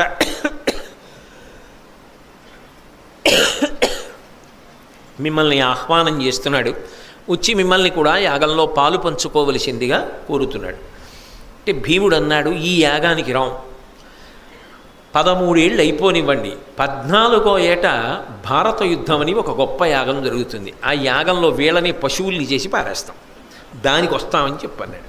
భీముడే అంటే ధర్మరాజు అన్నాడు, తప్పు అలా మాట్లాడకూడదురా, మనకు ఆహ్వానం పంపారు కదా, అంత ప్రేమతో ఆహ్వానం పంపించాడు దుర్యోధనుడు, కృతజ్ఞుణ్ణి, చాలా సంతోషం. కానీ ధర్మం అని ఒక మాట ఉంది కదా, మేము అరణ్యవాస అజ్ఞాతవాస నియమంలో ఉన్నాం కదా, అరణ్యవాసం చేస్తున్న వాళ్ళం అరణ్యవాసం వదిలేసి మళ్ళీ యజ్ఞానికి అని చెప్పి నగరంలోకి వచ్చి అంతఃపురంలోకి వచ్చి ఎలా కూర్చుంటాం, సాధ్యం కాదు కదా, అందుకని మేము అరణ్యవాసంలో ఉన్నామని చెప్పండి, యజ్ఞం చక్కగా చెయ్యాలని ధర్మరాజు గారు కోరుకుంటున్నాడు అని చెప్పండి. ఏమి పెద్దరికం, ఏమి విశాల హృదయం, ఎంత అద్భుతమైనటువంటి మాట తీరు నిజంగా. అసలు అంత గొప్ప సంస్కారం మనసులో రావాలి అంటే ఎన్ని కోట్ల జన్మలు ఎత్తాలో, ఎంత తాపత్రయపడాలో, అప్పుడు కదా అంత మంచి సంస్కారం రావడం అసలు.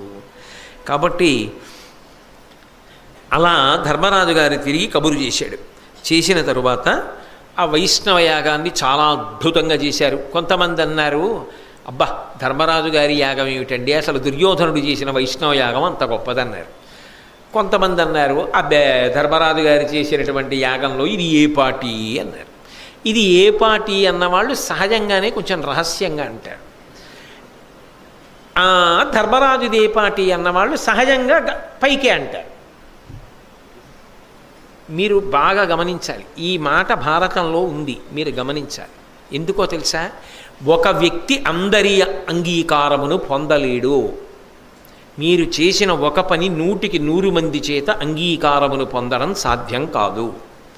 నేను ఒకసారి ఎప్పుడో విజయవాడ వెళ్ళాను, మా అబ్బాయిని ఏదో కళాశాలలో చేర్చడం కోసం. అందులో భోజనాలు తయారు చేసి పిల్లలందరికీ పెట్టేటటువంటి శాల, మెస్ ఉంది.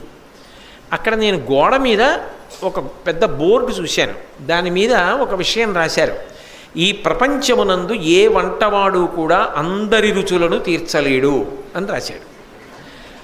భోజనానికి కూర్చోగానే గోడ మీద అందరికీ అది కనపడుతుంది. అంటే వంకాయ కూర మా అమ్మ ఇంటి దగ్గర ఇంకా బాగా చేస్తుందని వాడు అనకూడదు, ఎందుకంటే ఏ వంటవాడు ప్రపంచమునందు అందరి రుచులను తీర్చలేడు. ఆ బోర్డు చదువుకున్న తర్వాత నువ్వు ఇంకా వంటకి అడ్డు పెట్టడానికి, వంక పెట్టడానికి అవకాశము లేదు. వాడు తలుపు లేసాడు ఆ బోర్డు పెట్టి. ఎంత గడుసువాడరా అనుకున్నాను నేను. ఇదే ఇలా ఉంటే చదువెంత గడుసుగా ఉంటుందో అనుకున్నాను. కాబట్టి అసలు ఆ యాగం చేసినప్పుడు ధర్మరాజు గారు యాగం చేయడం అంటే ఒకలా ఉంటుంది, అది దుర్యోధనుడు ఎలా చేయగలడు అని అనడం అందరికీ సాధ్యం కాదు. ఎందుకు సాధ్యం కాదంటే, అలా అన్నప్పుడు ఎవడైనా వింటే, విన్నవాడు చెప్తే, చెప్పిన తర్వాత దుర్యోధనుడు గుర్తెట్టుకుంటే మన పరిస్థితి ఏమిటి? లోపల ఏమనుకుంటే మాత్రం పైకి అబ్బా దుర్యోధనుడు బాగా చేశాడండి అంటే ప్రస్తుతానికి మనకి ఇబ్బంది లేదు. ధర్మరాజుకి తెలిస్తే ఆయనది సహృదయం ఏమనుకోడు. లోకంలో తేరగా దొరికేవాడు ఎవరంటే సహృదయం ఉన్నవాడే, అందుకని ఆయన ఏమనుకోడు.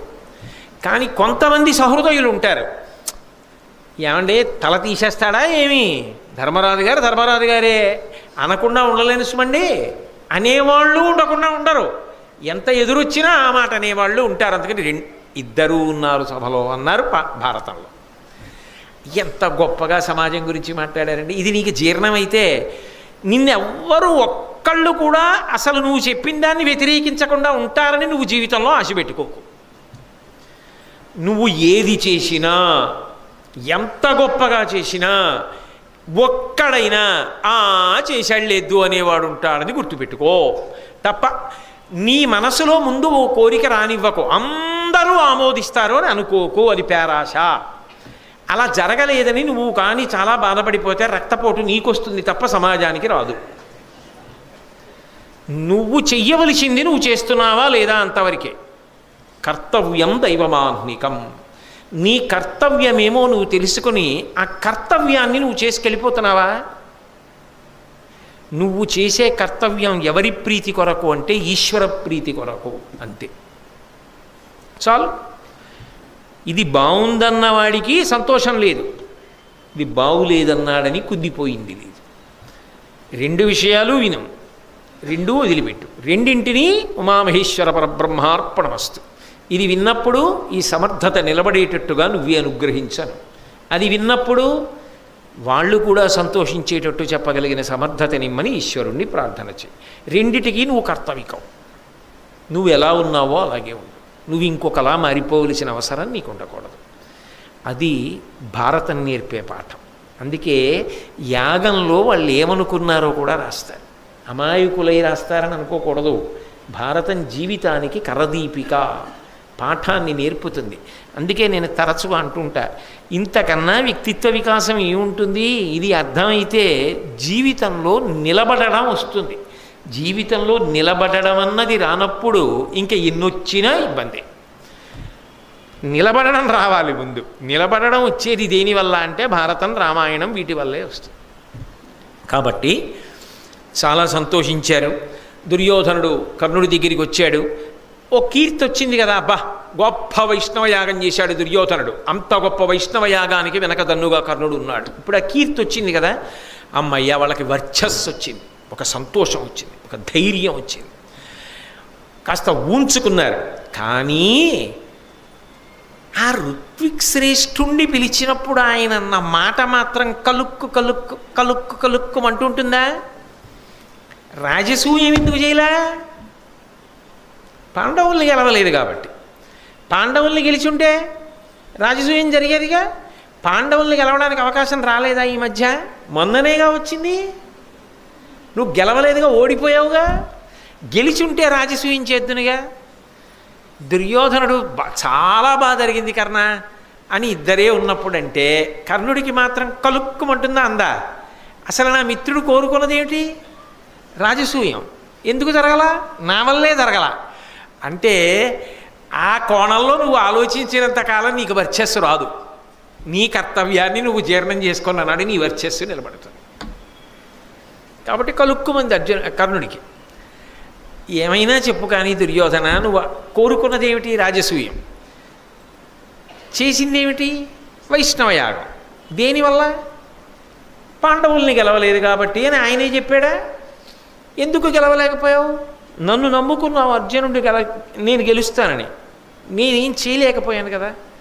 నేను గంధర్వుల్ని ఓడించకపోతే అర్జునుడు కదా ఓడించాడు. అవకాశం చేజారిపోయిందిగా. అందుకని మళ్ళీ ప్రతిజ్ఞ చేశాడు. ఇది దుర్యోధనుడి మనసులో ఉండకూడదు. ఇది మనసులో ఉందనుకోండి, ఈ ముళ్ళు ఒకటి ఉందనుకోండి దుర్యోధనుడి మనసులో, ఏమో యుద్ధం వైపుకి అడుగేస్తాడో వేయడో. రేపు పొద్దున్న మనం వైష్ణవయాగం వరకే ఆగిపోయాంగా కర్ణ అన్నాడు అనుకోండి. అయితేనే ఇప్పుడు గెలిచి రాజసూయం చేద్దాంగా అన్నాడు అనుకోండి కర్ణుడు. అప్పుడు గంధర్వుల్ని మనం గెలవలేదుగా, అర్జునుడు కదా గెలిచింది అన్నాడు అనుకోండి.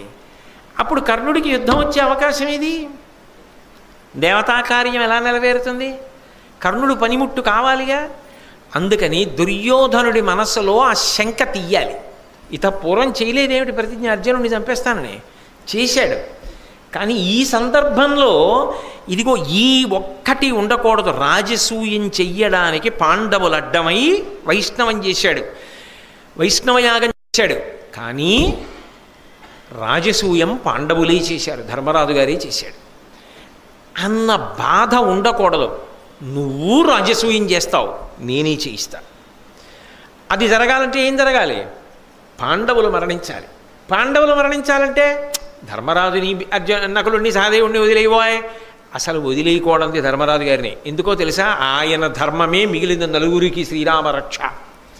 కానీ వాళ్ళ దృష్టిలో ఏమిటంటే భీమార్జునులే బలవంతులు. భీముణ్ణి నేను చంపేస్తాను అంటాడు దుర్యోధనుడు, అర్జునుణ్ణి కర్ణుడు చంపేస్తానంటాడు. కాబట్టి భీముడి విషయంలో నువ్వు ఎలాగో ఉన్నావు అనుకో, అర్జునుడి విషయంలోనే కదా నీకు ఇంకా బెంగ. మిగిలిన ముగ్గురిది ఏముందయ్యా, వాళ్ళెంతసేపు వాళ్ళని ఎలా అయినా పడగొట్టేస్తాం. ఇంకా అర్జునుడి విషయంలోనే కదా నేను మళ్ళీ ప్రతిజ్ఞ చేస్తున్నాను. అది ఎమ్మెయినగునోయని మదిలో వగవంగవలదు. అసలు ఆ రాజసూయం మనం చేయగలమా? పాండవుల్ని గెలవగలమా? అర్జునుడిని పడగొట్టగలమా అని మనసులో శంక పెట్టుకోకు దుర్యోధన. అఘవతనూజున్ కథనంబున చంపక, వాళ్ళ 13 ఏళ్ల అరణ్యవాసం అజ్ఞాతవాసం పూర్తయిన తర్వాత 14వ సంవత్సరంలో యుద్ధం జరిగి తీరుతుంది. మీరు ఒకటి ఆలోచించండి, అలా 14వ ఏట యుద్ధం జరుగుతుంది, 14వ ఏట యుద్ధం జరుగుతుంది అన్న మాటలో అంతర్లీనంగా వాళ్ళు అజ్ఞాతవాసం చేసినప్పుడు మనం కనిపెట్టలేమన్న విషయం ఉందా లేదా? అసలు అందులోనే ఓ అమంగళం ఉందా? అంటే వాళ్ళ 5గురు అజ్ఞాతవాసం చేసినా మనం కనిపెట్టలేం, ద్రౌపదీదేవి కూడా వాళ్ళతో ఉన్నా కనిపెట్టలేం. ఎందుకు కనిపెట్టలేవు అంటే వాళ్ళని ధర్మం కాపాడుతూ ఉంటుంది, కృష్ణుడు కాపాడుతూ ఉంటాడు. అందుకని వాళ్ళు ఏ వేషం కట్టినా మనకి తెలియదు వాళ్ళు పాండవులని. చంటి పిల్లాడి చెప్పేస్తాడు వాడు భీముడని, మనం చెప్పలేం. ఎందుకు చెప్పలేమంటే మన కళ్ళకి పొరలు కమ్ముతాయి. ఎందుకు కమ్ముతాయంటే ఈశ్వరానుగ్రహం వాడిది, ఈశ్వర ప్రతికూలత మనది. అప్పుడు యుద్ధంలో ఎలా గెలుస్తావు? అక్కడ గెలిచేస్తాం. అది మూర్ఖత్వం అంటే. ఇక్కడ వరకు ఒప్పుకున్నది అక్కడ ఎందుకు ఒప్పుకో? అక్కడ ఒప్పేసుకుంటే భారత యుద్ధం ఎలా జరుగుతుంది? భారత యుద్ధం జరగకపోతే ధర్మ ప్రతిష్టాపన ఎలా జరుగుతుంది? అందుకని ఆ మూర్ఖత్వం అలా ఉండిపోయింది అంతే. కాబట్టి ఒక రకంగా మూర్ఖత్వమే భారత యుద్ధమునకు ప్రాతిపదిక. కర్ణుడు లేని భారతం లేదు అనడానికి కారణం అదే. కాబట్టి మళ్ళీ ప్రతిజ్ఞ చేసి అఘవతనూజుం కథనంబున చంపక ఏ పద నఖ ధావన మొనర్ప పార్థివ ముఖ్య. నేను పాదములు కడుక్కున్నప్పుడు పాదముల యొక్క వేళ్ల గోళ్ళు కడుక్కోను. గోళ్ళు కడుక్కోను అనేటటువంటిది ఆచారకాండకి సంబంధించినటువంటి సిద్ధాంతం. కాళ్ళన్నీ కడగనప్పుడు బొటన వేలుతో గోళ్ళు కడిగినా కాళ్ళు కడిగినట్టే లెక్క. అందుకే కొన్ని సందర్భాల్లో పాదములు కడగనప్పుడు ఏం చేస్తారంటే శన్నో దేవి అభిష్టయాపో భవంతు పీతయే వంటి మంత్రాలతో బొటన వేలుతో గోళ్ళు కడుగుతారు. గోళ్ళు కడిగితే పాదాలు కడిగినట్టే. నేను గోళ్ళు కడగను అన్న మాటకు అర్థం ఏమిటంటే కాళ్ళు కడగను అన్నంత ప్రతిజ్ఞ. అంటే అర్జునుణ్ణి చంపి తీరుతాను అని. కాబట్టి ఇప్పుడు ఈ మాట ఎప్పుడైతే కర్ణుడు అన్నాడో మరి కర్ణుడి శపథం నెరవేరాలా వద్దా? కర్ణుడి శపథం నెరవేరాలంటే దుర్యోధనుడు యుద్ధానికి వెళ్ళాలా వద్దా? 2, అర్జునుడు చచ్చిపోతాడన్న విషయంలో ఏ విధమైన నమ్మకం, అనుమానం లేకుండా, అపనమ్మకం పెట్టుకోకుండా నమ్మకంతో ఉండడానికి అవకాశం ఎక్కడ ఏర్పడుతుంది? కర్ణుడు 2 మాటలు ప్రతిజ్ఞ చేశాడు కాబట్టి. కాబట్టి దుర్యోధనుడికి మళ్ళీ గొప్ప నమ్మకం కలగడానికి అప్పుడు నువ్వు రాజసూయం చేద్దువు కానీ. అప్పుడు ధర్మరాజు రాజసూయమే చేశాడు. ఇప్పుడు నువ్వు రాజసూయం వైష్ణవని 2 చేసిన వాడివి అవుతావు. నీతో చేయించి తీరుతాను. నన్ను అడిగావు, చేయించలేకపోవడం అన్నమాట ఉండదు. ఒకప్పుడు అర్జునుడిని పడగొడతాను, పాండవులందరూ వెళ్ళిపోతారు, అప్పుడు నీతో రాజసూయం చేయిస్తాను అని మళ్ళీ ప్రతిజ్ఞ చేశాడు. అయితే ఈ ప్రతిజ్ఞలన్నీ కూడా ధర్మరాజు గారికి తెలిసాయి.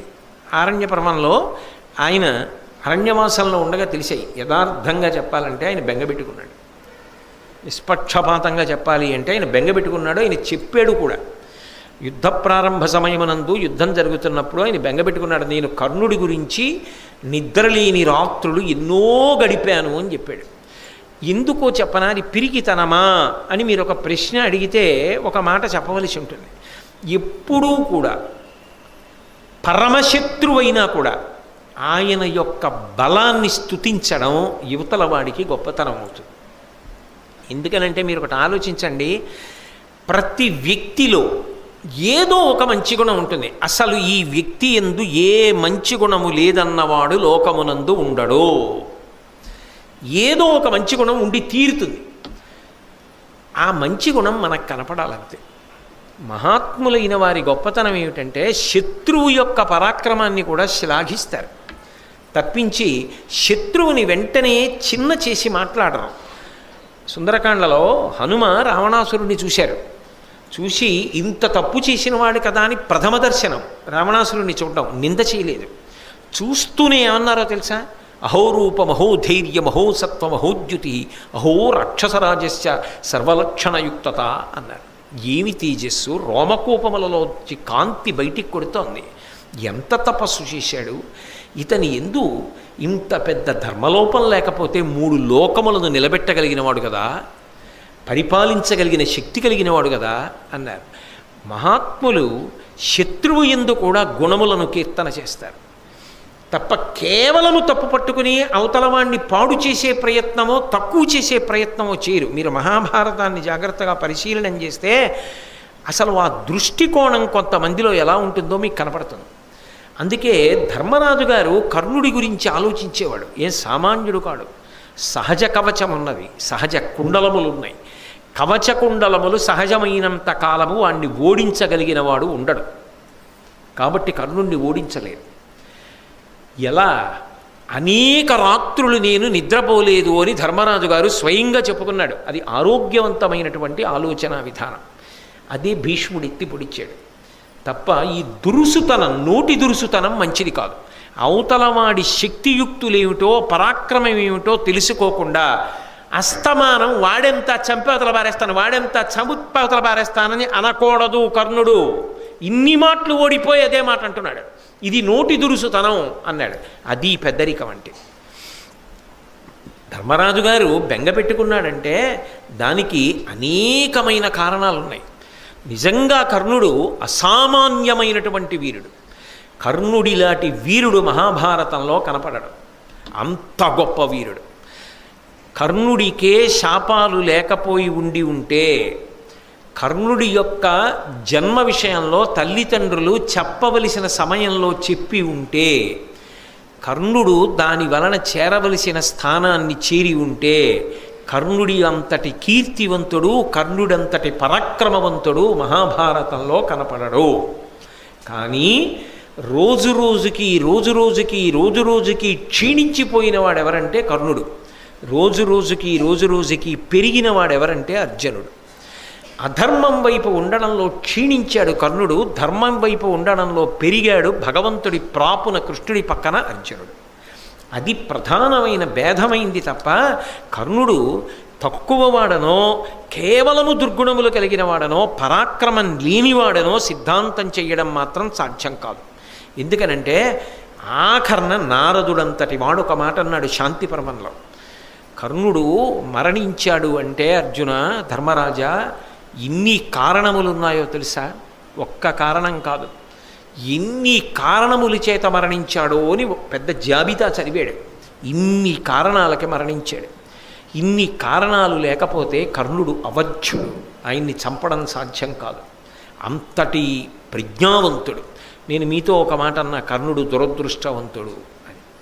ఆయన జీవితం ఆయన చేతుల్లో లేకుండా పోయింది. అది చెయ్యి జారిపోయి వంకర తిరిగిపోయి దుర్యోధనుడి పక్కకు వెళ్ళిపోయి ఎప్పుడూ అర్జునుడి మీద మాత్సర్యం పెంచుకున్నాడు. ఆ మాత్సర్యం ఎప్పుడూ పాండవుల్ని చంపాలని కోరుకున్నాడు. ఇంత కోరుకున్నవాడు చిట్ట చివర పాండవులతో నలుగురు జోలికి వెళ్ళాలని ప్రతిజ్ఞ చేయవలసి వచ్చింది. అది ఆయన దురదృష్టం అంతే. ఆయన జీవితం ఆయన చేతుల్లో లేకుండా పోయింది. అది భంగిమల మలుపులు తిరిగిపోవడానికి కారణం ఎవరు అంటే ఒకరు అని చెప్పడం సాధ్యం కాదు. అంతమంది కర్ణుడి చావుకి కారణమయ్యారు. కాబట్టి ఆయన అంతటి ప్రతాపవంతుడే. ఆ ప్రతిజ్ఞలో డొల్లతనం ఉంది అనడానికి మాత్రం ఎవరు సరిపోరు. ఆ ప్రతిజ్ఞ చెయ్యడానికి తగినటువంటి వాడే. కానీ ఆ తరువాతి కాలంలో కర్ణుడు వరసగా ఎలా క్షీణించిపోయాడు అన్నది నేను ప్రత్యేకంగా దాన్ని ఒక ప్రసంగం కింద నేను మీకు ఈ మహాభారతంలో కర్ణుడు అన్న దగ్గరే చూపిస్తాను, ఎలా తగ్గిపోతూ వచ్చాడో కర్ణుడు. అందువల్లే పడిపోయాడు. నారదవాక్కుని ఆధారం చేసే అలా మార్చి మాట్లాడి చూపిస్తాను. అప్పుడు మనకి కర్ణుడు ఎందుచేత అర్జునుడి ముందు నిలబడలేకపోయాడు అన్న విషయం అర్థం. నిలబడలేకపోయాడు అంటే అసలు నిలబడలేకపోయాడు అని కాదు, అప్పుడు కూడా అద్భుతమైన యుద్ధం చేశాడు. సరే, కర్ణుడు ఆ మాట అన్నాడు. దుర్యోధనుడు సంతోషించాడు. ఇంత పెద్ద ప్రతిజ్ఞ చేశాడు కాబట్టి తప్పకుండా అర్జునుడిని చంపుతాడు అని ఒక కృతనిశ్చయానికి వచ్చాడు. పరమానందంగా ఉన్నారు. తరువాతి కాలంలో మళ్ళీ కర్ణార్జునుడు యుద్ధం చేసేటటువంటి అవకాశం వచ్చింది. మళ్ళీ ఎప్పుడు వచ్చింది అంటే విరాట పర్వంలో వచ్చింది. వాళ్ళిద్దరూ ఒకరికొకరు ఎదురుపడినటువంటి సన్నివేశం. నేనంటే పర్వం అనుక్రమణికగా కాదు, వాళ్ళిద్దరూ ఎదురుపడిన సన్నివేశాలుగా ఘోషయాత్ర తర్వాత వచ్చిన మళ్ళీ సన్నివేశంగా ఉటంకిస్తున్నాను మీకు. అందులో ఉత్తరగోగ్రహణం జరిగింది. ఉత్తరగోగ్రహణంలో భీష్ముడు, ద్రోణుడు, అశ్వత్థామ, కృపాచార్యుడు, దుర్యోధనుడు, కర్ణుడు వీళ్ళందరూ ఒకసారి వెళ్ళారు. అంటే ఆవులన్నింటినీ కూడా తమ వైపుకి తిప్పేసుకొచ్చేశారు. ఆ రోజున యథార్థానికి విరాట నగరంలో ఉత్తర కుమారుడు వినా వేరొక వీరుడు లేడు. కాబట్టి అసలు ఆవుల్ని మళ్లించగలిగిన వాడు లేడు. వాళ్ళు గుండెల మీద చెయ్యేసుకుని ఉన్నారు. అనుకోని రీతిలో ఉత్తర కుమారుడికి సారథ్యం చేస్తూ బృహన్నల అర్జునుడు వచ్చాడు. ఉత్తర కుమారుడు భయపడిపోతే రథాన్ని వెనక్కి తీసుకెళ్ళి ఆ వృక్షం మించి శమీవృక్షం మించి పాండవుల యొక్క ఆయుధాలన్నీ కిందకి దింపి అర్జునుడు గాంధీవాన్ని చేత పట్టుకొని బృహన్నల వేషాన్ని విడిచిపెట్టేసి అర్జునుడైపోయి, అంటే శాపకాలం అయిపోయింది, అర్జునుడైపోయి యుద్ధానికి వచ్చాడు. ఎప్పుడైతే అర్జునుడు శంఖాన్ని పూరించాడో ద్రోణాచార్యుల వారు కనిపెట్టాడు వస్తున్నవాడు అర్జునుడని. గురువుకి శిష్యవాత్సల్యం ఉంటుంది కదా సహజంగా. ఆ శిష్యుడు వచ్చేస్తున్నాడన్న ఆనందంలో అర్జునుడిని పొగుడుతూ మాట్లాడాడు. ఆ పొగుడుతో మాట్లాడినప్పుడు కర్ణుడికి ఇచ్చగించలేదు. వచ్చెడివాడు ఫల్గునుడు కాననవశ్యము గెలుతు మనంగరాదు అంటాడు. వచ్చెడివాడు ఫల్గునుడు కాబట్టి ఆయన్ని గెలుస్తామన్న మాట అంత తేలిక కాదు. పైగా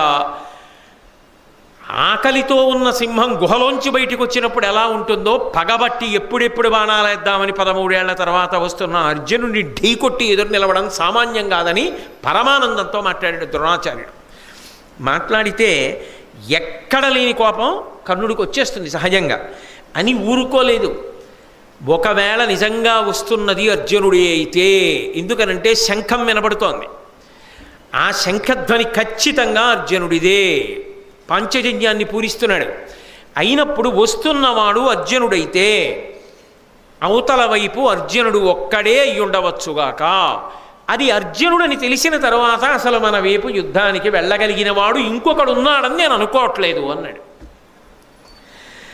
ఆ ఆవుల మందలను ఖచ్చితంగా మళ్ళించి తీసుకెళ్ళిపోతాడు అర్జునుడు, అందులో సందేహం ఏమీ లేదు అని ఇంకొక్క మాట అన్నాడు. పరాక్రమంలో ఈ మధ్యకాలంలో పరమశివుణ్ణి మెప్పించాడు కదా అన్నాడు.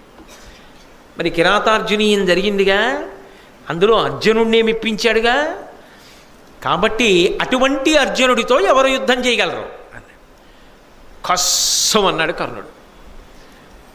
పెద్దలు వారు మాట్లాడిన మాటకు ఒక విలువ ఉంటుంది, మనం అలా అధిక్షేపించచ్చా, అలా మాట్లాడచ్చా, ఇదియే వద్దు, ఈ నోటి దురుసుతనం వద్దు అని భీష్ముడు 1కి 10 మార్లు చెప్పాడు. ఎందుకనంటే సమయా సందర్భములు అని కొన్ని ఉంటాయి. కొన్ని సందర్భాల్లో నోరు చాలా అదుపులో పెట్టుకుని ఉండాలి. ఇప్పుడు ఎవ్వరూ లేరు గదిలో, మనమే కూర్చున్నాం, అప్పుడు మీరు ఏది మాట్లాడండి, ఇబ్బంది లేదు, ఏమి ఇబ్బంది లేదు.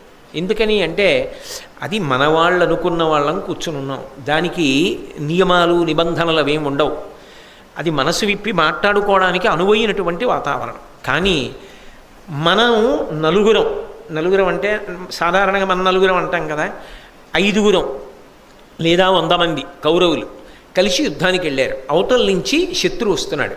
అప్పుడు వీళ్ళల్లో వీళ్ళు మనసులు చిన్నబుచ్చుకొని భేదాభిప్రాయాలు వచ్చేటట్టు మాట్లాడకూడదు.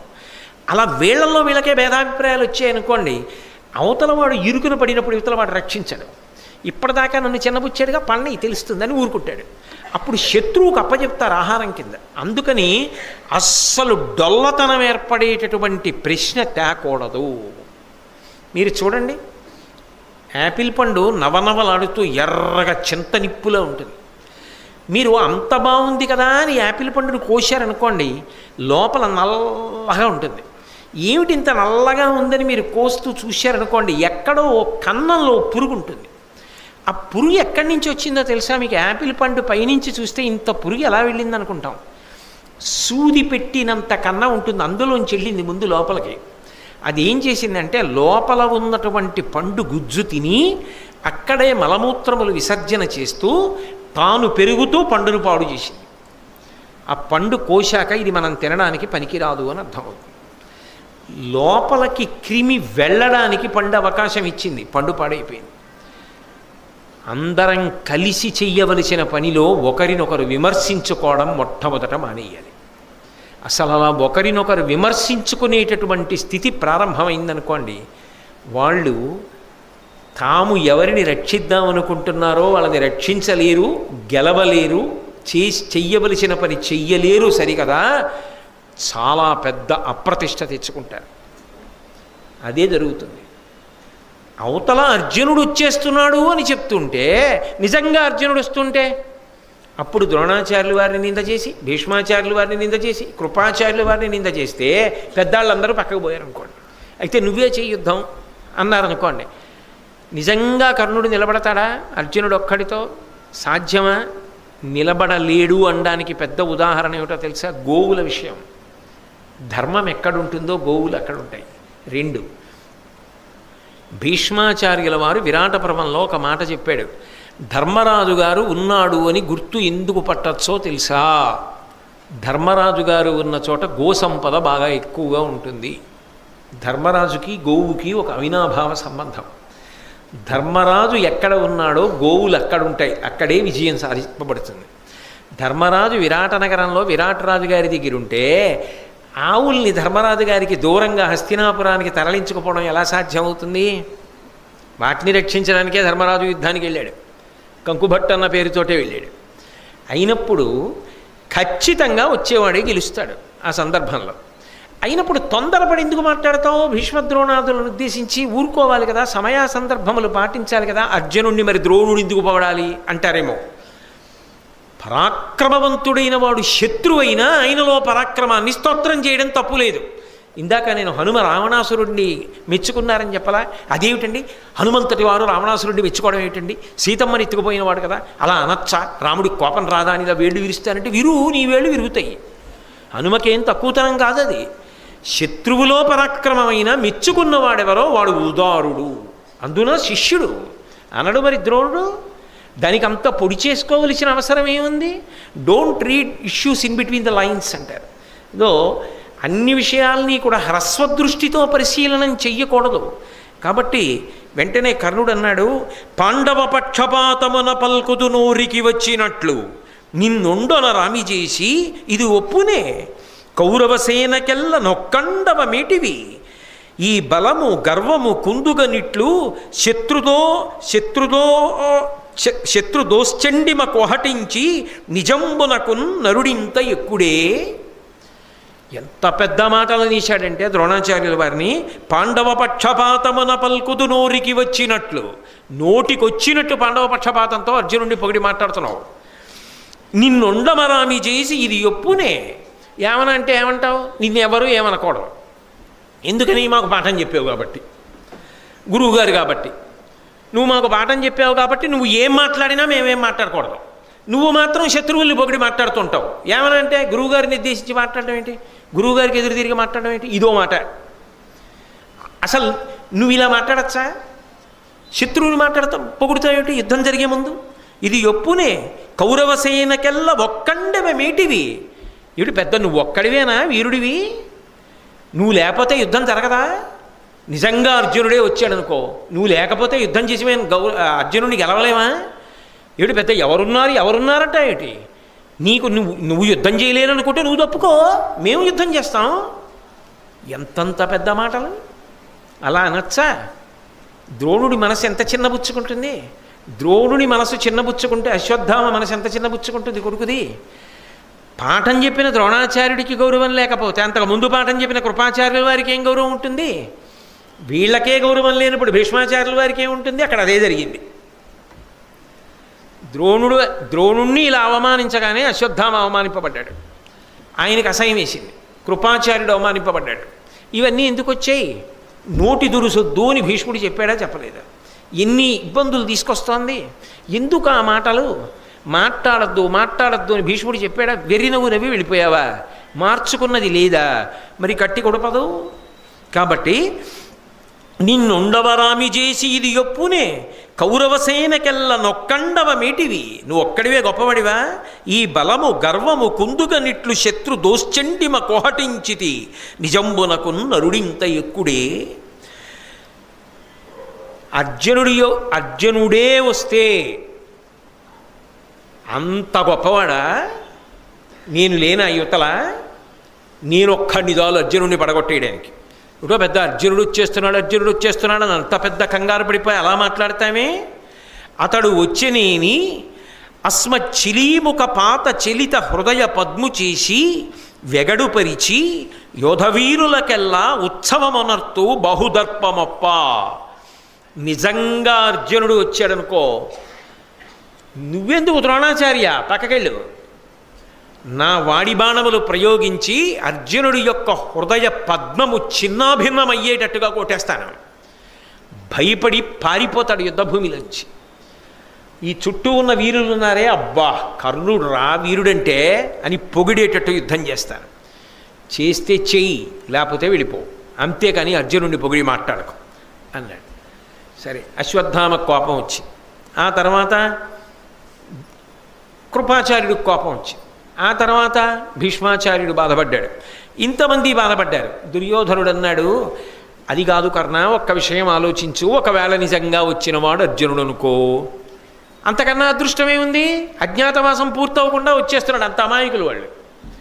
అజ్ఞాతవాసం పూర్తవకుండా వచ్చేస్తున్నాడు కాబట్టి మనమే గెలిచేసాం. మళ్ళీ అరణ్యవాసం అజ్ఞాతవాసానికి పోతారు. ఆ వచ్చినవాడు అర్జునుడు కాడనుకో, నీ దాకా ఎందుకు, నే సరిపోను, పడగొట్టేసి ఆవులట్టుకుపోతాం. ఎలా అయినా విజయం మందే.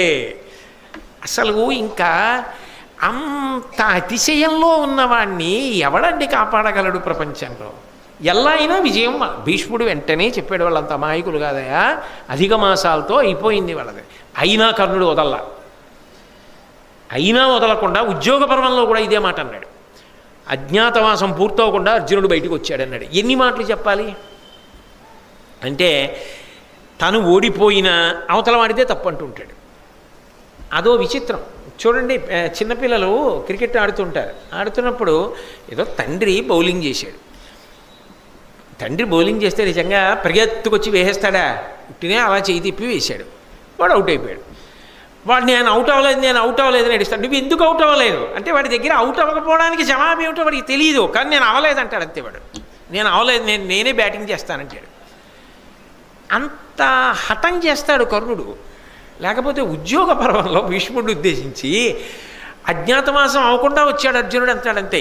లెక్కలన్నీ కట్టి చూపించి కూడిక చేసి ఇదిగో అయిపోయిందా అని చెప్పినా సరే, అవన్నీ ఏమో ఆ లెక్కలన్నీ దొంగ లెక్కలు అన్నట్టు మాట్లాడతాడు. ఇంకెవరేం చేస్తారు? అంతే తప్ప తాను ఓడిపోయానని మాత్రం అంగీకరించాడు. కానీ అలా ఉన్నాడు కాబట్టే భారత యుద్ధం జరిగింది. మళ్ళీ అదోడు గుర్తు తెచ్చుకుంటూ ఉండాలి.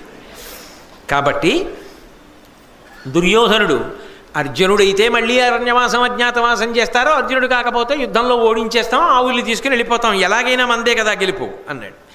సరే, ఈలోగా మిగిలిన పెద్దలందరూ కూడా బాధపడ్డారు కర్ణుడి యొక్క ప్రవర్తనకి. అప్పుడు భీష్మాచార్యుల వారి పెద్దరికం అంటే ఏమిటో తెలుసా? అది గాంగేయుల గొప్పతనం. ఎంత పెద్దరికం అంటే ఆయన క్షమాపణ చెప్పాడు. అది యుద్ధ సమయం. అవతలవాడు అర్జునుడే అన్న విషయంలో భీష్ముడికి అనుమానం లేదు. అర్జునుడే వస్తున్నాడు, ఆయనకి తెలుసు ఆ విషయం. ఇప్పుడు వీళ్ళు ఇక్కడ కొట్టుకుంటే అసలే అర్జునుడు, యుద్ధం ఎంత తేలికవుతుంది. ఆ తర్వాత ఏమంటారు? కర్ణుడి మాట వల్ల దెబ్బలాడుకున్నాడు అనరు. భీష్మద్రోణులుండి కనీసం 5 నిమిషాలు ఆపలేకపోయారంటారు. పైగా అది పెద్దరికం కాదు, అటువంటి సంఘటనలు జరగకుండా చూడడం పెద్దరికం.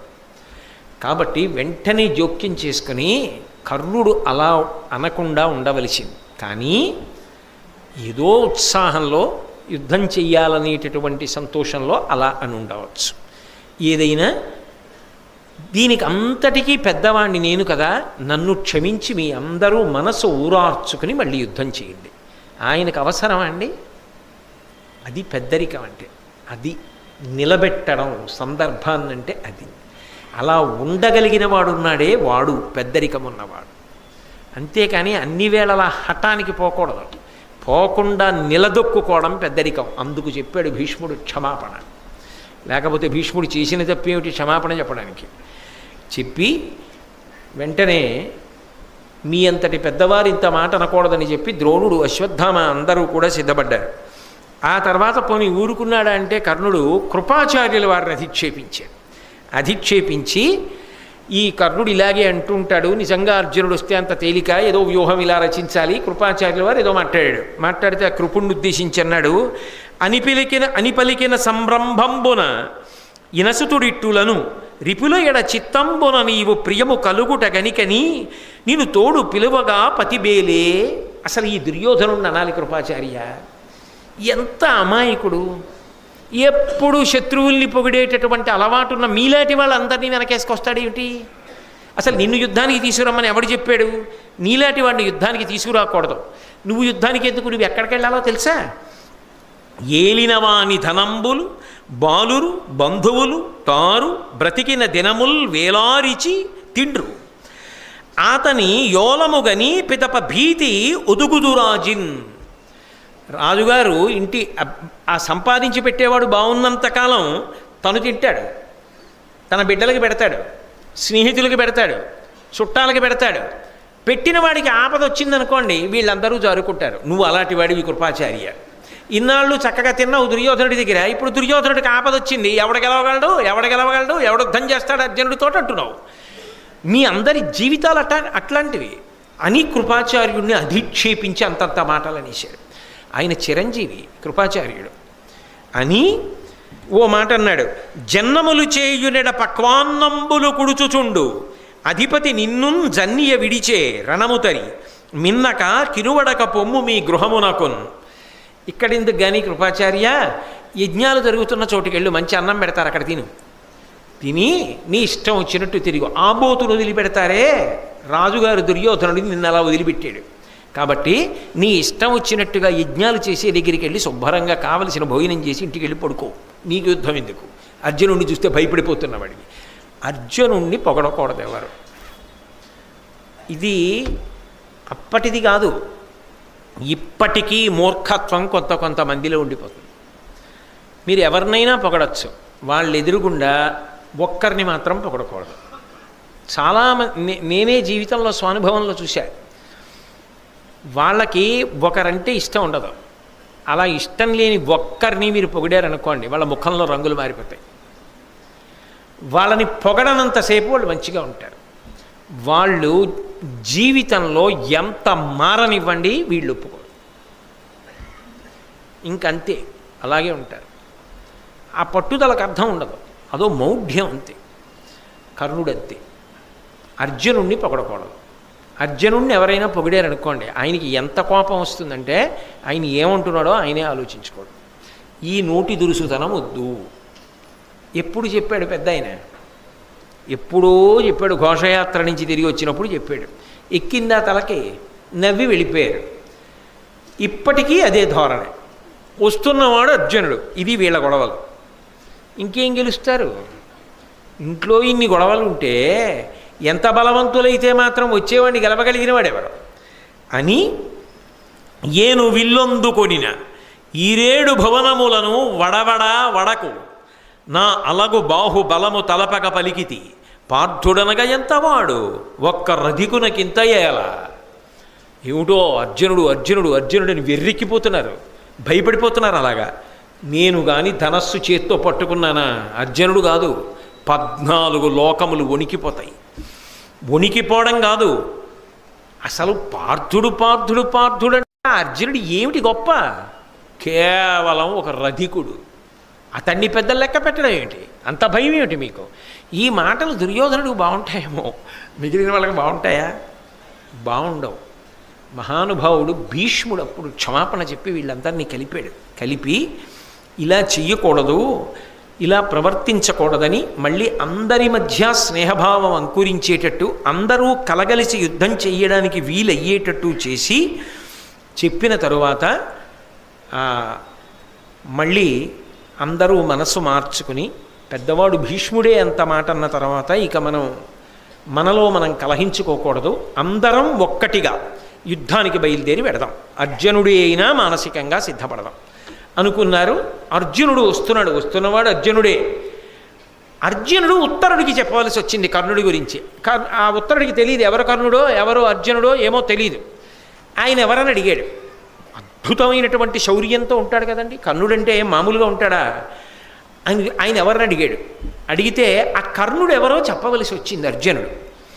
కర్ణుడు అయితే అర్జునుడి పేరు ఎత్తితే ఎంత బాధపడ్డాడు కదా. అర్జునుడు కర్ణుడి గురించి చెప్పవలసి వస్తే రేపు 7ంటికి చెప్తాడు. కాబట్టి రేపు 7 గంటలకు కలుసుకున్నప్పుడు మిగిలిన భాగాన్ని వివరిస్తాను. మంగళాశాసన పరై పదాచార్య పురోగమై సర్వైశ్చ పూర్వైరాచార్యై సత్కృతాయాస్తు మంగళం. మంగళం కోసలేంద్రాయ మహనీయ గుణాత్మనే చక్రవర్తి తనూజాయ సర్వభౌమాయ మంగళం. ఉమాకాంతాయ కాంతాయ కామితార్థప్రదాయినే శ్రీగిరీశాయ దేవాయ మలినాథాయ మంగళం. సర్వం శ్రీ ఉమామహేశ్వర పరబ్రహ్మార్పణమస్తు. స్వస్తి.